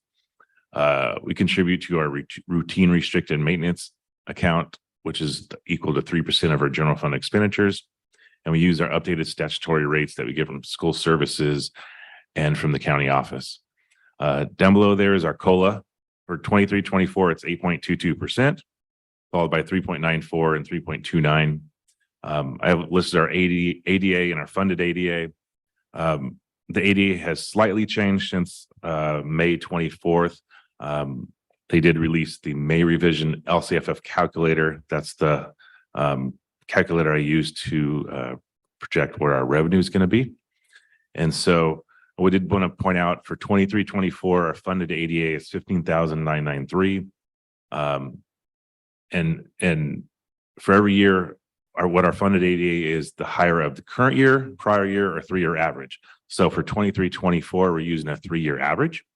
But then for 24-25 and 25-26, we're actually using our current year ADA. So that means our current year ADA is higher than the prior year or the 3-year average.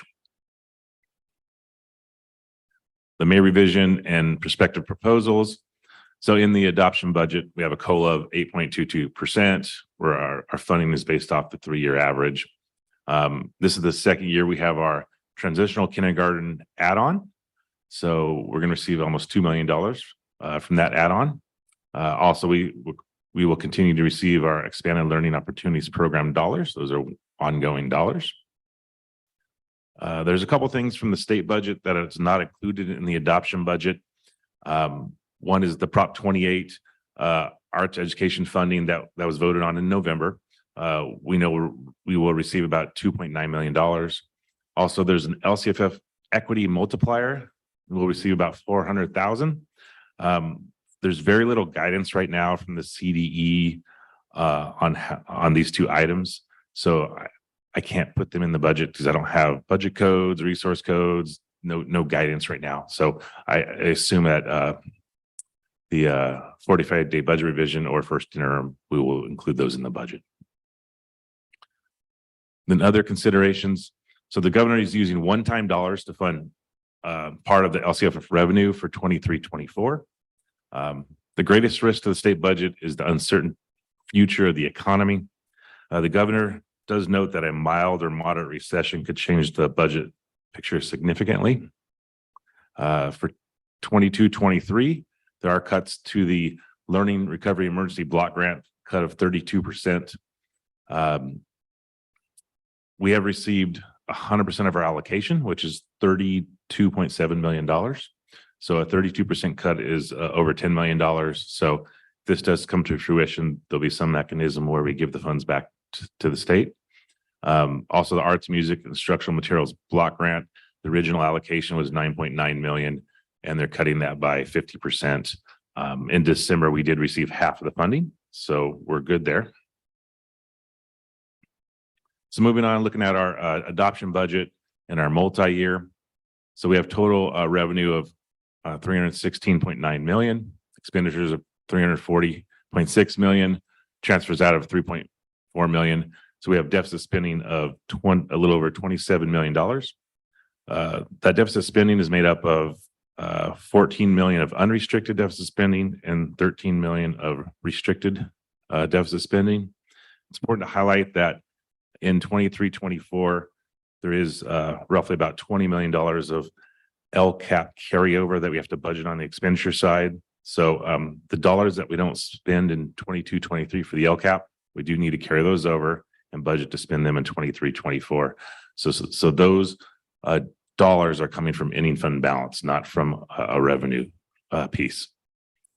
And moving on to 24-25, we have deficit spending of 6.8, and then 25-26 positive fund balance for the year of $17 million. In the out years, we do remove the one-time expenditures. We do have step and column increases on the certificate and classified salary side. So moving on, looking at our general fund expenditures by function. So a function represents the what.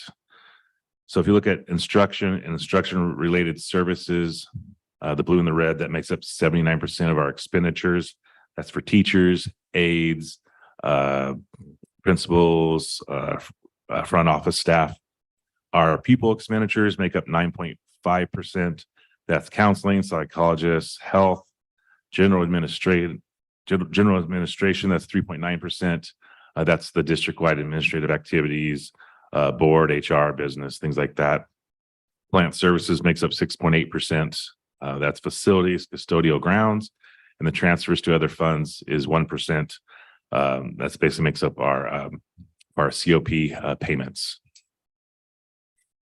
So moving on, program support. So as in prior years, the board has determined the need to invest unrestricted general fund resources in the following programs to support the outcomes that go beyond what we receive from the federal and state in regards to funding. So where it says 22-23 estimate, that's the estimated actuals. That's where I think where we might end for 22-23. And then 23-24 is the adoption budget number. I want to look at federal special ed and state federal special ed as a whole together because we can move some expenditures between federal and state funding. It can be the same expenditure. Do we want to have it come out of the federal funds or the state funds? And so for special ed in 22-23 will contribute about $20.4 million. And that does increase by about 3.9 million to 24.3. A couple of the reasons for the increase, step and column, also additional FTE for speech, resource, psychologist, BCBA, mental health that I covered a few weeks ago. And then on the routine restricted maintenance, that number is driven off of our expenditure side. So we take 3% of our expenditures and contribute that to our routine restricted maintenance account. So that will go from 8.6 to about 10.1 million. So wrapping it up, assumptions included in this budget provide a starting point for the district. So will there be a recession? Where will the economy go? Will the legislature support the governor's proposals? And then we'll be back on June 21st so we can adopt the budget. So with that, I can answer any questions.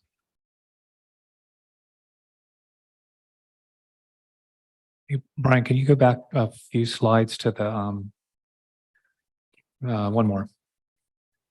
The services and other operating expenses there, middle of all the descriptors. That drops each year over year. Is there, I wasn't sure why that was going on. It's dropping when you go from 23-24 to 24-25. I'm removing some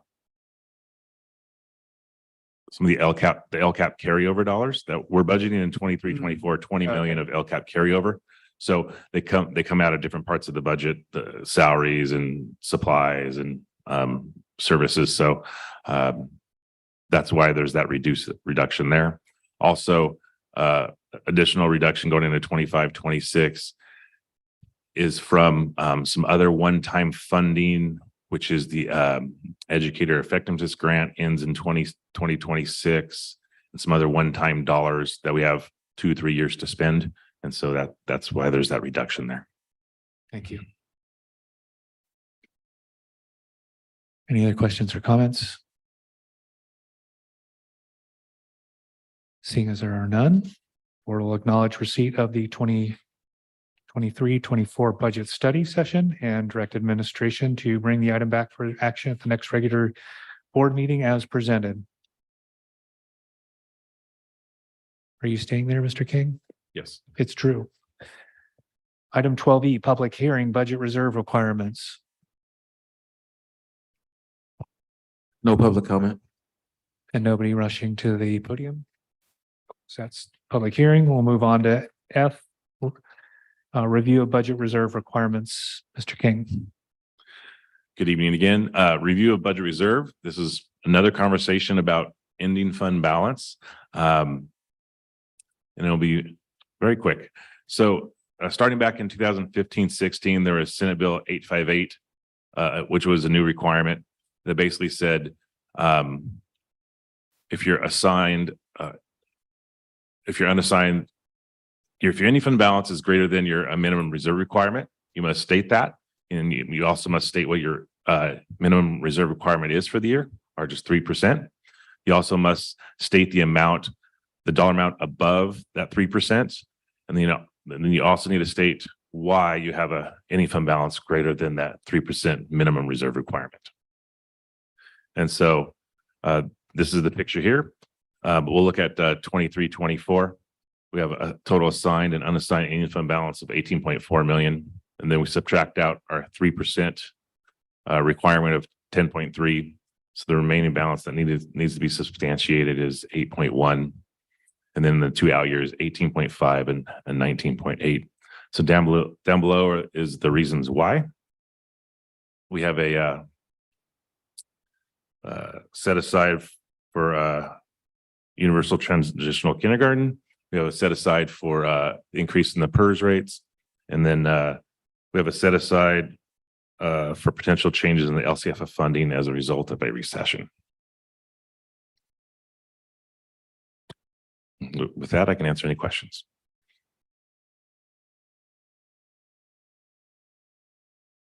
It does not appear we have any. So that was a very thorough and excellent job. Board will acknowledge receipt of the review of the budget reserve requirements as presented. And we'll move on to item 12G, new board policy review process presentation. Ms. Dutra. Even more exciting than finances, we have board policy. The end of your night tonight. I'm really excited actually to bring this forward.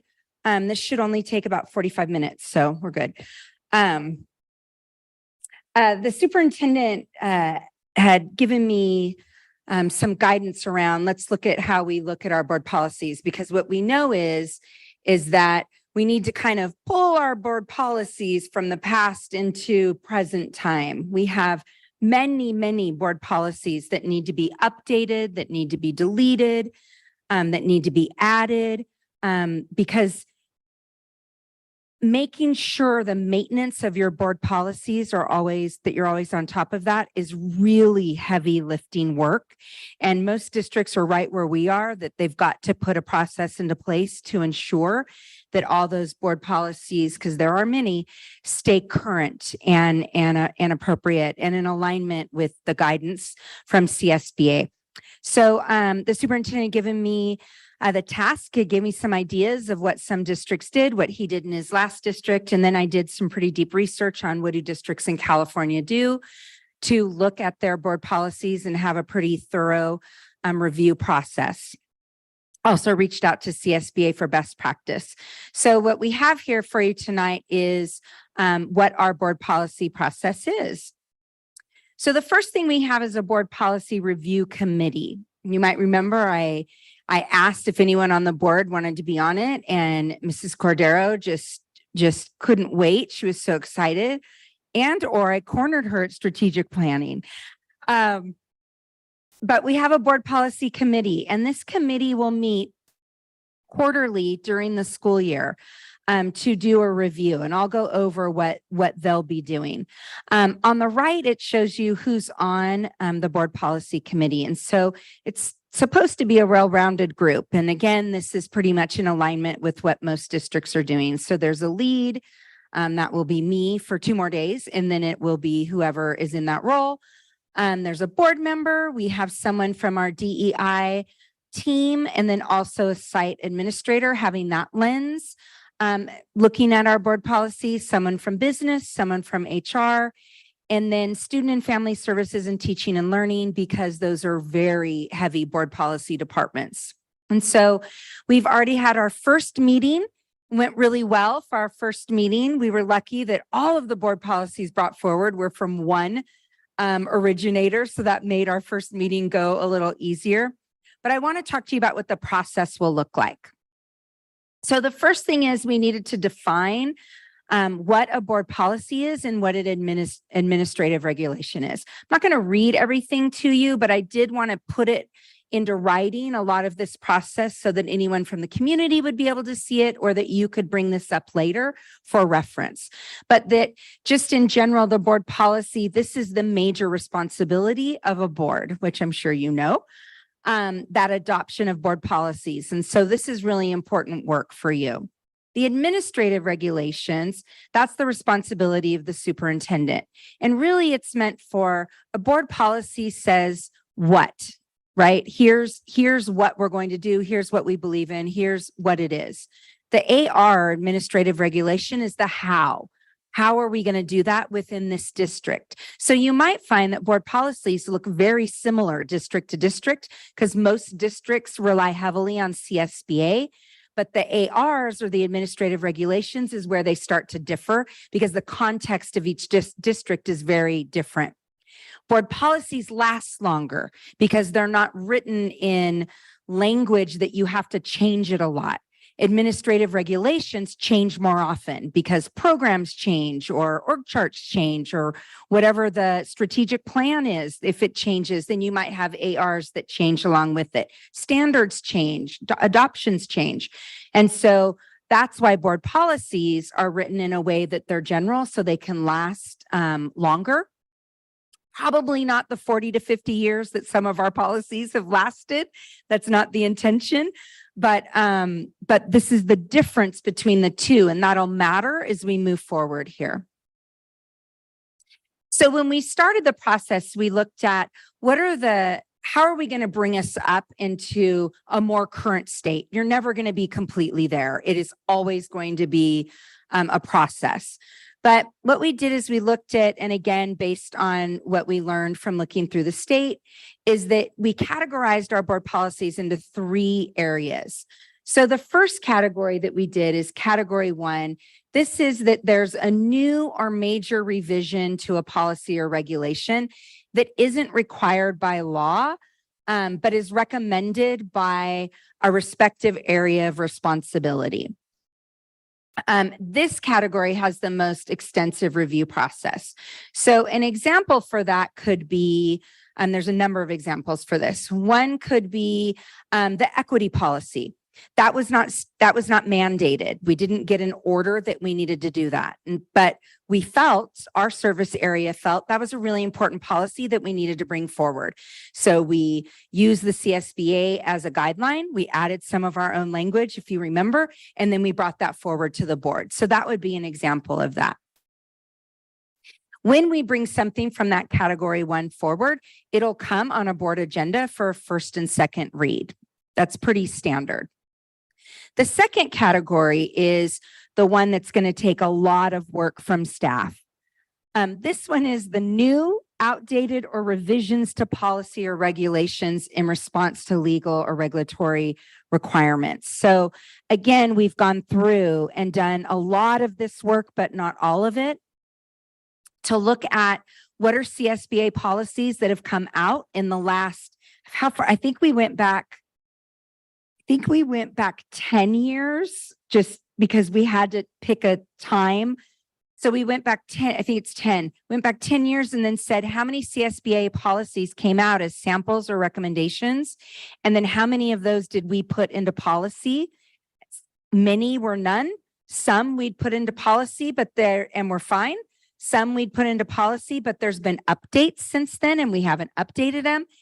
And then some we found that we've got board policies that are no longer best practice as per CSBA because laws have changed or something's changed in the world in the last 30 or 40 years. So each of the service areas, business, ed services, and HR, are putting together processes in their areas of service to start the review process of board policies. So you'll be seeing board policies coming forward that are new, right? That CSBA is coming out with right now saying, hey, this is a board policy we think you should have, or this is a board policy by law that you need to have by ed code. And you'll be seeing a lot coming forward that might be, we're recommending to delete this board policy because it's no longer applicable. And with the reasons why, it could be we need to revise this so that it makes sense in current time. Or it could be we just need to add this in because we never did it when it was recommended. Any of those will also come on a board agenda for a first and second read. The third category is the technical category. This is, I'll give you an example, a board policy that maybe said stakeholder all over it. We might want to update it so that it says educational partners. That kind of technical change doesn't change what the board policy says. Sorry, my Italian hand is like making noise. I can hear it. That doesn't require any substantive change that would need to come to you for approval. It's just a technical change.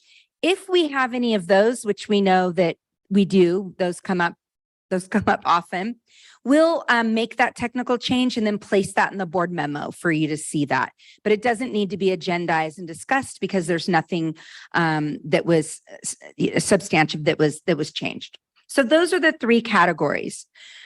It seems easy when you look at it, but what it's going to take is a lot of writing of board policies and a lot of thorough review. And that's why it's quarterly, because staff needs time to get to do the research, to find out, to go through the process, and then to bring those forward to the committee. So let me show you what happens. So here's how it works. An originator starts the process. So I'm going to use Mr. Beecher for this one. So Mr. Beecher brings us a board policy, right? So either CSBA has issued something or he knows he has to update something. So he starts the process of writing that board policy or administrative regulation. Then it goes to the Board Policy Review Committee. That's that group that you saw of about 8 people quarterly. And it goes to them. And then they have the old CSBA policy and the CSBA recommended policy, the old policy with strikeouts, and the new policy. Or if there was no old policy, you wouldn't have the strikeout one, obviously. That committee goes through every single board policy, administrative regulation, exhibit, or isn't there one more thing? Forms, sometimes that's it. I knew there was like a little fourth one. They go through all of those through all of their lenses, and we have good conversations. And that's why, of course, we have a board member on there as well, because there's an onus for you as board members that you have a voice from the very beginning on this.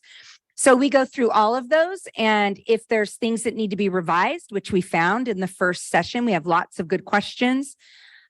Things get revised, we send it back to the originator, Mr. Beecher, to fix. And then anything that we recommend moves forward to cabinet. So it moves forward to the superintendent. So the Assistant Superintendent of Ed Services will bring those recommended new board policies and administrative regulations to cabinet for review. Administrative regulations at that point would be approved or not approved by the superintendent. And then at that point, they would be uploaded into Assembly. Board policies that are approved at that level that the superintendent wants to move forward and cabinet wants to move forward, then that moves forward to you at the board, which is what we're doing here tonight. We will not bring it forward as a discussion like this in a presentation. We're only doing that tonight because it's the first time so that you're hearing the process. Then it'll move forward as an agendized item for first read. You would be able to pull any board policy that you would like to ask a question about. The reason that we're putting them all together so that you have the option of pulling each one is that there's going to be quite a few. Tonight there's 11. And that was in a short window. So when next year starts, you're going to have a lot of policies there, which is the point of having the committee so that they're the ones really going through them deeply. But you can pull anyone that you want or public can pull to ask questions or give feedback on. So then those come to the board, you approve, you do first read, second read, you approve or give guidance. And then those go into Assembly, of course, and we upload. Any technical revisions, again, those go to, those just go on the board memo, and then those are also uploaded into Assembly. So that's the process. So like I said, we had our first meeting, and Mr. Beecher brought all the items forward, which really did help us out. But these are all of the board policies that are here for first read. And so starting the process of this quarterly, when you see these on the agenda, the expectation would be that you read over these, of course, like you would any other first read for items. And then if there's questions on them, you pull the one that you have a question about, and then it'll come back in 2 weeks as a consent, and then for approval or approval with whatever correction. So for tonight, we do have board policies as a first read, as you saw in your board packet. These are the ones that we have. The originator, Mr. Beecher, is here if there's any questions on any of these tonight as a first read.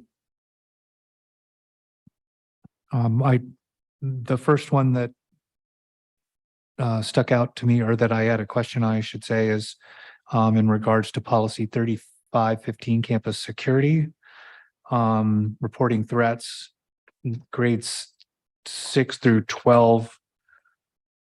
Is that just model language, or rather than applicable language that will technically be changed? It is model language. What number was that? 3515, campus security. Just because I know from some of our stipulated expulsions that certainly the ages are younger than that, and that obviously we don't go past 8.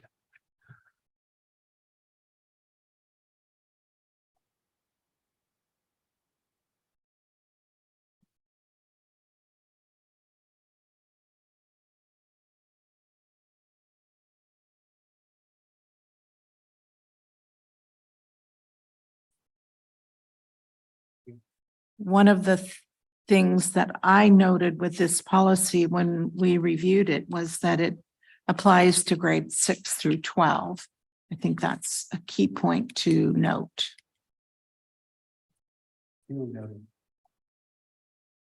Duly noted.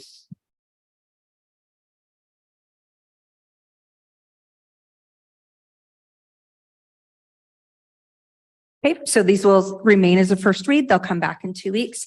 And then just to close this part up, the next steps would be, so June 7th, today, we did our first read. June 21st, they'll come back as a consent and approve. And then again, we'll start that process over with service areas going through, seeing which board policies need to come forward, and then we'll come back and meet as a committee.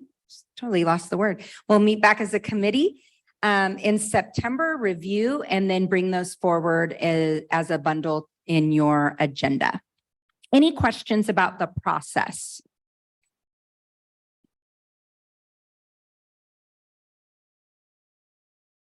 Sounds like a lot of work. Appreciate everybody's taking up and putting their efforts into that.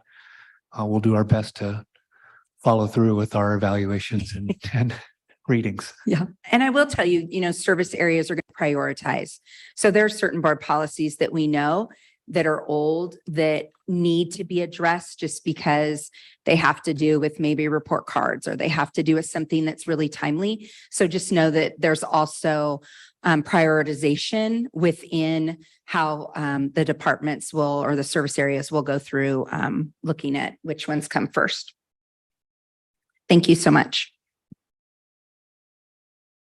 No, thank you, Melissa.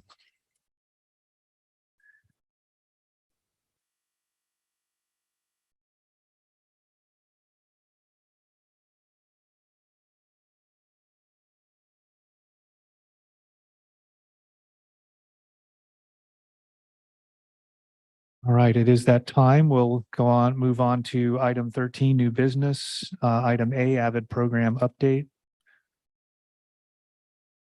Dr. McDuffie. Yes, for Avid update, I'm gonna have Jennifer Loftus speak with us about that. Thank you. Good evening. I'd like to make a recommendation or a suggestion that we consider providing the board an update around Avid about September of next year. That will give us time to update all of our information based on the new schools that have joined us this year, the Avid conference that we're about to go to in a couple of weeks, and also allow us to invite some of our staff members, our Avid teachers, to join us in that presentation. Thank you, Ms. Loftus. I'd like to make also a suggestion. Sure. I'd also like to recommend that we hear from our Avid students, either the rising eighth graders, or if we have any at the elementary level. I would love to hear from them as well in terms of what's working and what could we improve upon. Of course. Thank you.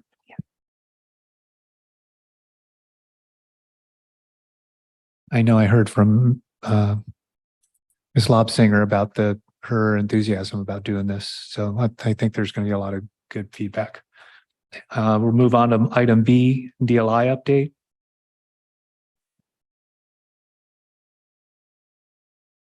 Hold on. So excuse me. Point of order. Yes. We did not ask to have that done. So is there consensus that we're going to do that presentation in September as suggested? So Is that how we had agreed to do this? So it was the DLI update is not an up. No, the Avid, going back to A. Oh, I'm sorry. Yeah, so we're going to accept the suggestion from Ms. Loftus. We can, yes, you don't have to vote on it because Correct. So I'm giving you, Yeah. So you can do a consensus but it doesn't require a vote. No. Okay. Do we have a consensus that would be the appropriate or an appropriate time in September as listed or suggested? We can move forward on that and then we'll go to B. Thank you. Sorry about that. The next item on business is the DLI update. There was some conversation earlier in May when we were talking about reconfiguring some of our current positions to really bolster or to create a robust ML department, multilingual department. You'll recall that we upgraded a program specialist position to a coordinator for multilingual services, converted one program specialist role into a DLI program specialist, and then also a migrant director. We're really excited to bring those individuals on board. We're actively recruiting and actually currently interviewing for those positions, which is very exciting. We do request time to bring that team on board and to begin some of our work at the beginning of the school year. When we look at our timeline, if you look at the first gray bubble, that's where we are right now, the conversations that we're having right now, but we would anticipate having an action team come together and work as we've talked about before a couple of times in the past. And then we would look forward to bringing an update, a formal update to the board sometime in September or October. That team would continue to meet and work forward on planning and come back again around November, perhaps December, to provide an update to the board on what actions have been brainstormed or decided to that point, update you on that. And then, of course, return in the winter, probably February, with hopefully some recommendations for moving forward.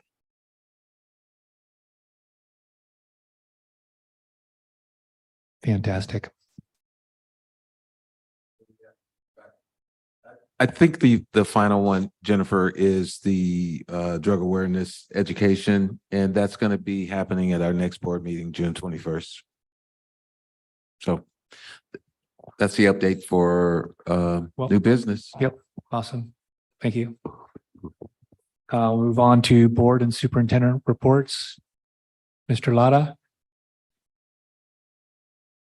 Let's see. Well, I'd like to report out that I went to the 80th year Elks Parade, and I was very, very proud of our bands. Tommy Kuntz knocked it out of the park. El Camino, Ariana's did an awesome job.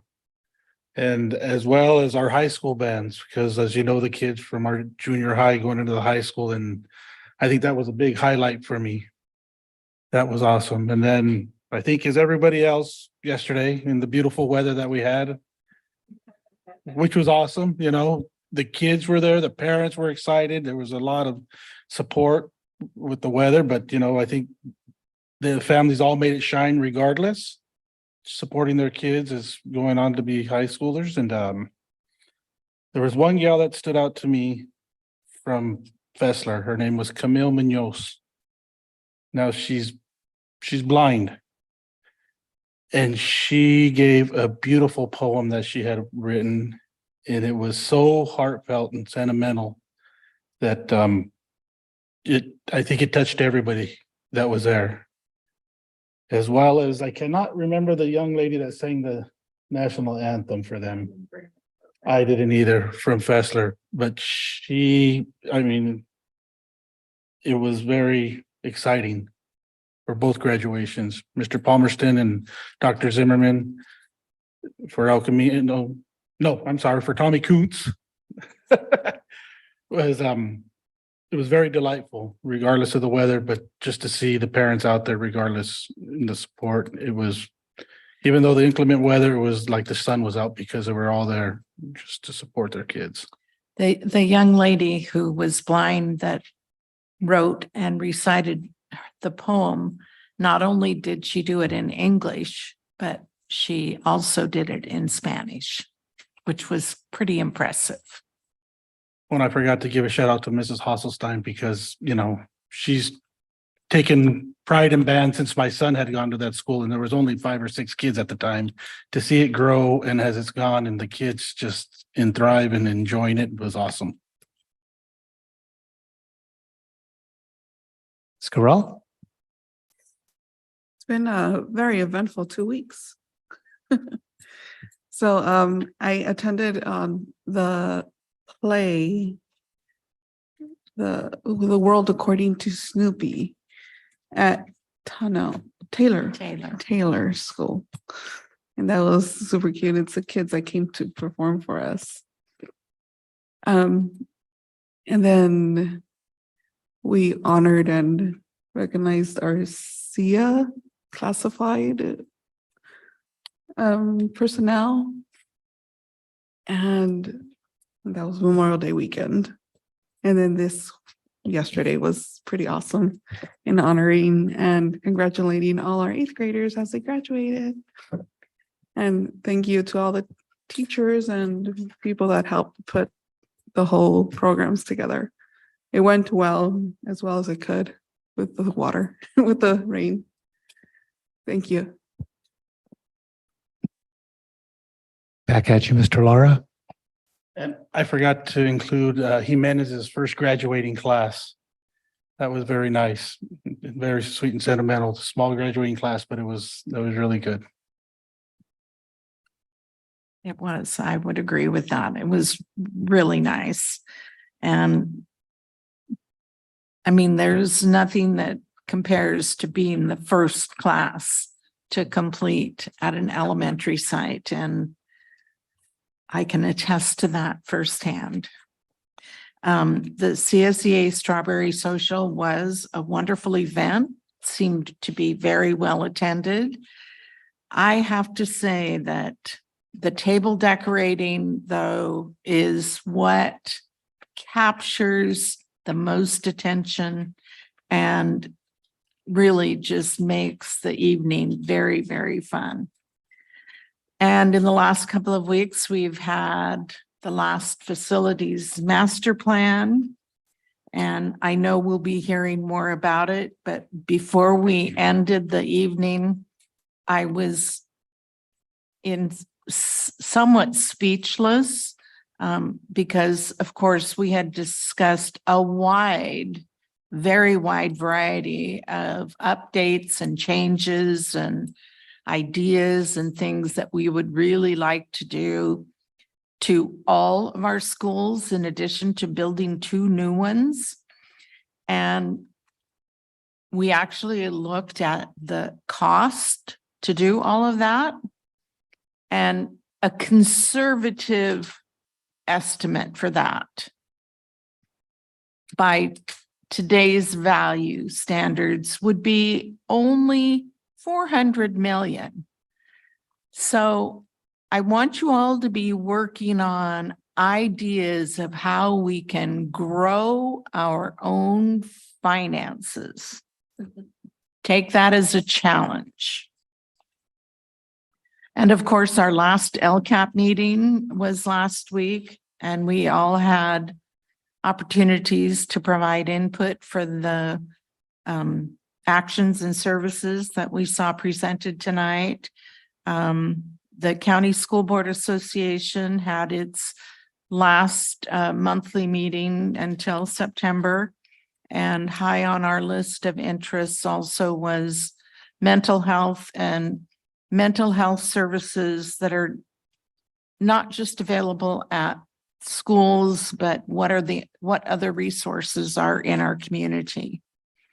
And our junior high celebrations yesterday, in spite of the rain, the students and their parents came out, and everyone was excited and very proud of their accomplishments. And I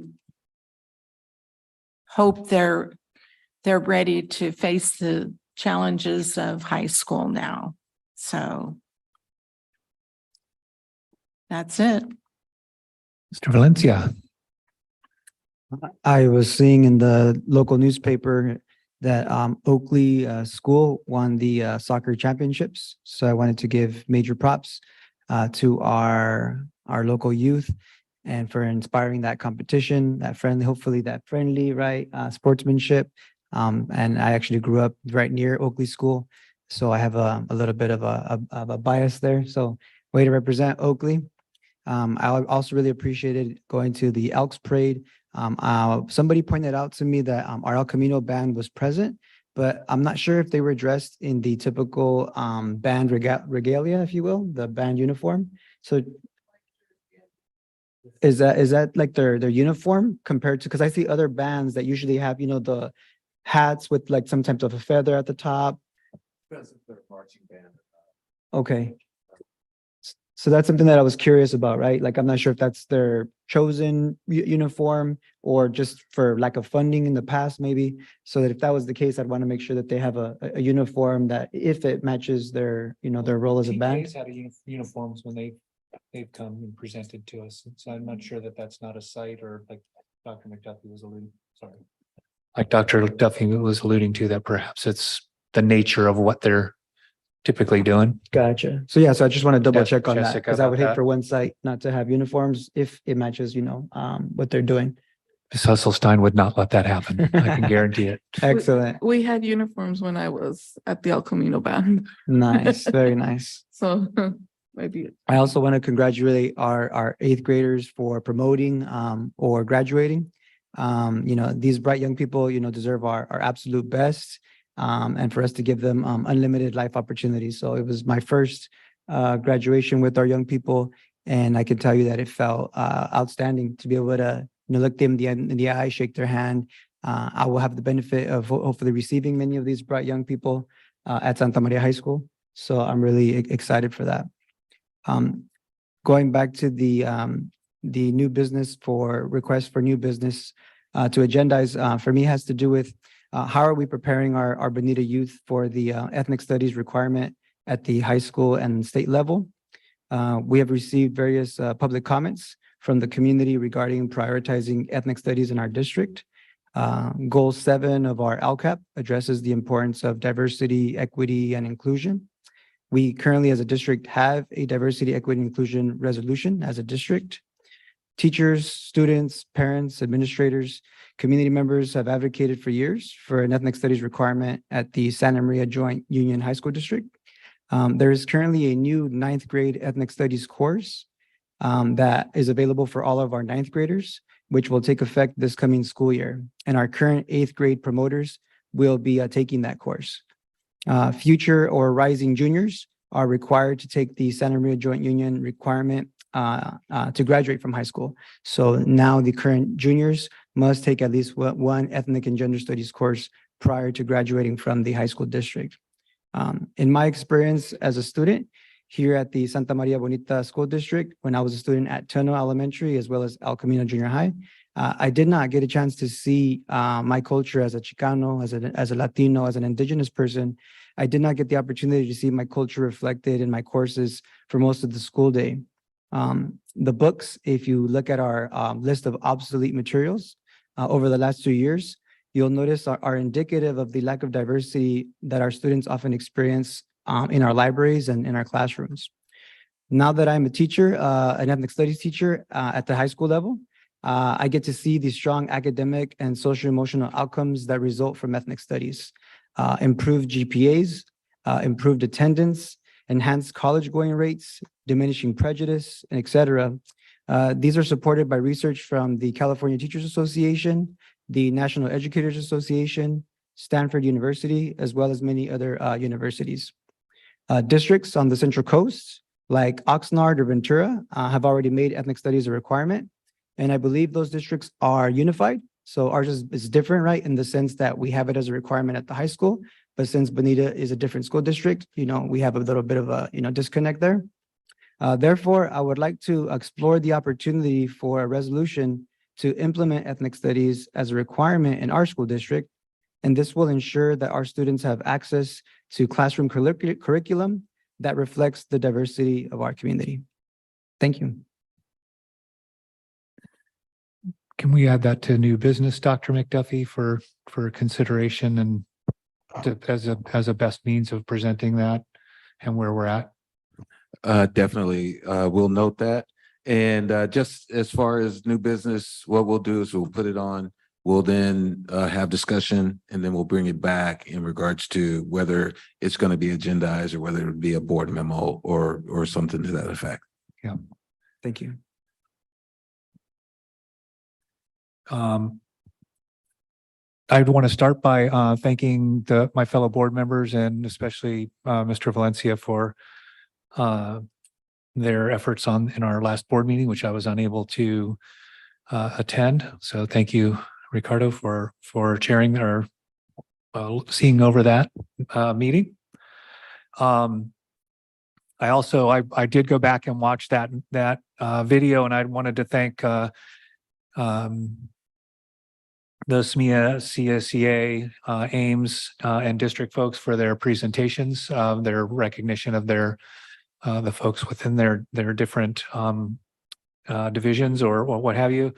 I felt like Brian's probably won the night. I don't think there was any dispute about that. It was very moving, very well thought out, and I understand he's got a side business going, he said tonight. So thank you for that, Mr. Riki. Jose, I really appreciated each calling out of each site recipient of their awards there. As I noted before, I only knew of Mike Pope initially, so I certainly appreciated that. And for me, it was really meaningful to see those presentations given by you and by Melissa and by Brian and the folks who really have that intimate relationship with the people receiving the awards rather than us giving them something and shaking their hand or somebody from up here on the dais doing that or what have you. So that was really cool. I also wanted to give, as everybody else has, props to the teachers at our junior highs, the administrators, our students, parents, and also the high school support staff. There were high school folks there that were helping out with the PAs and what have you. I personally thought that the rain made it better.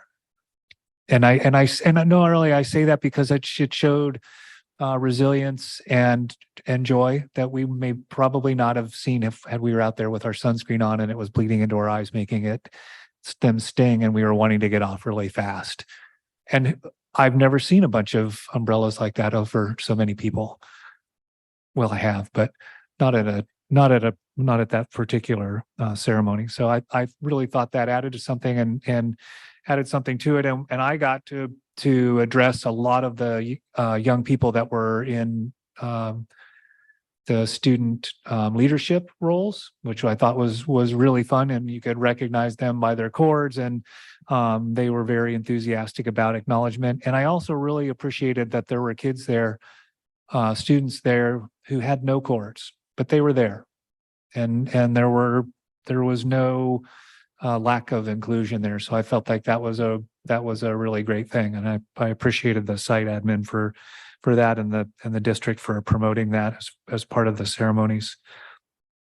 I attended the retirement party for John Davis, the assistant superintendent for curriculum and instruction or teaching and learning at the high school district, and I wanted to give him props along with Ms. Dutra and our staff for their ongoing efforts at articulation and building a better and better relationship and seamless one for our kids coming from us and going to them. I know that always hasn't always been the case, and I really appreciate your and John's efforts on that, and we'll miss both of you. And for that's not the least of the reasons, but that's one of them. As Mrs. Cordero reflected, we had our last facilities master plan steering committee meeting. There were some lofty and expansive goals shared. It's going to take some leaps of faith on folks' parts to make some of those commitments, because they're not necessarily facilities that we've considered in our concept of what education is in the past, and by that I mean, that the hard building standing in front of you, that the representative structure, as opposed to virtual things and some of the things that we may not have conceived of in the past or yet. So I'm excited for that report to come out in August. And then lastly, thank you, Melissa. We're going to miss you a lot. And we really appreciate all that you've done for the district in your tenure here. I hope you receive the positive outreach that you deserve. I really thought it was most representative and wonderful to see you with your student leaders and advisory group and them giving you that giant collective bear hug at the last meeting. I wish you, and we all wish you very well in whatever path you take. Hopefully it's the one less traveled. All right, thank you, President Hollinshead.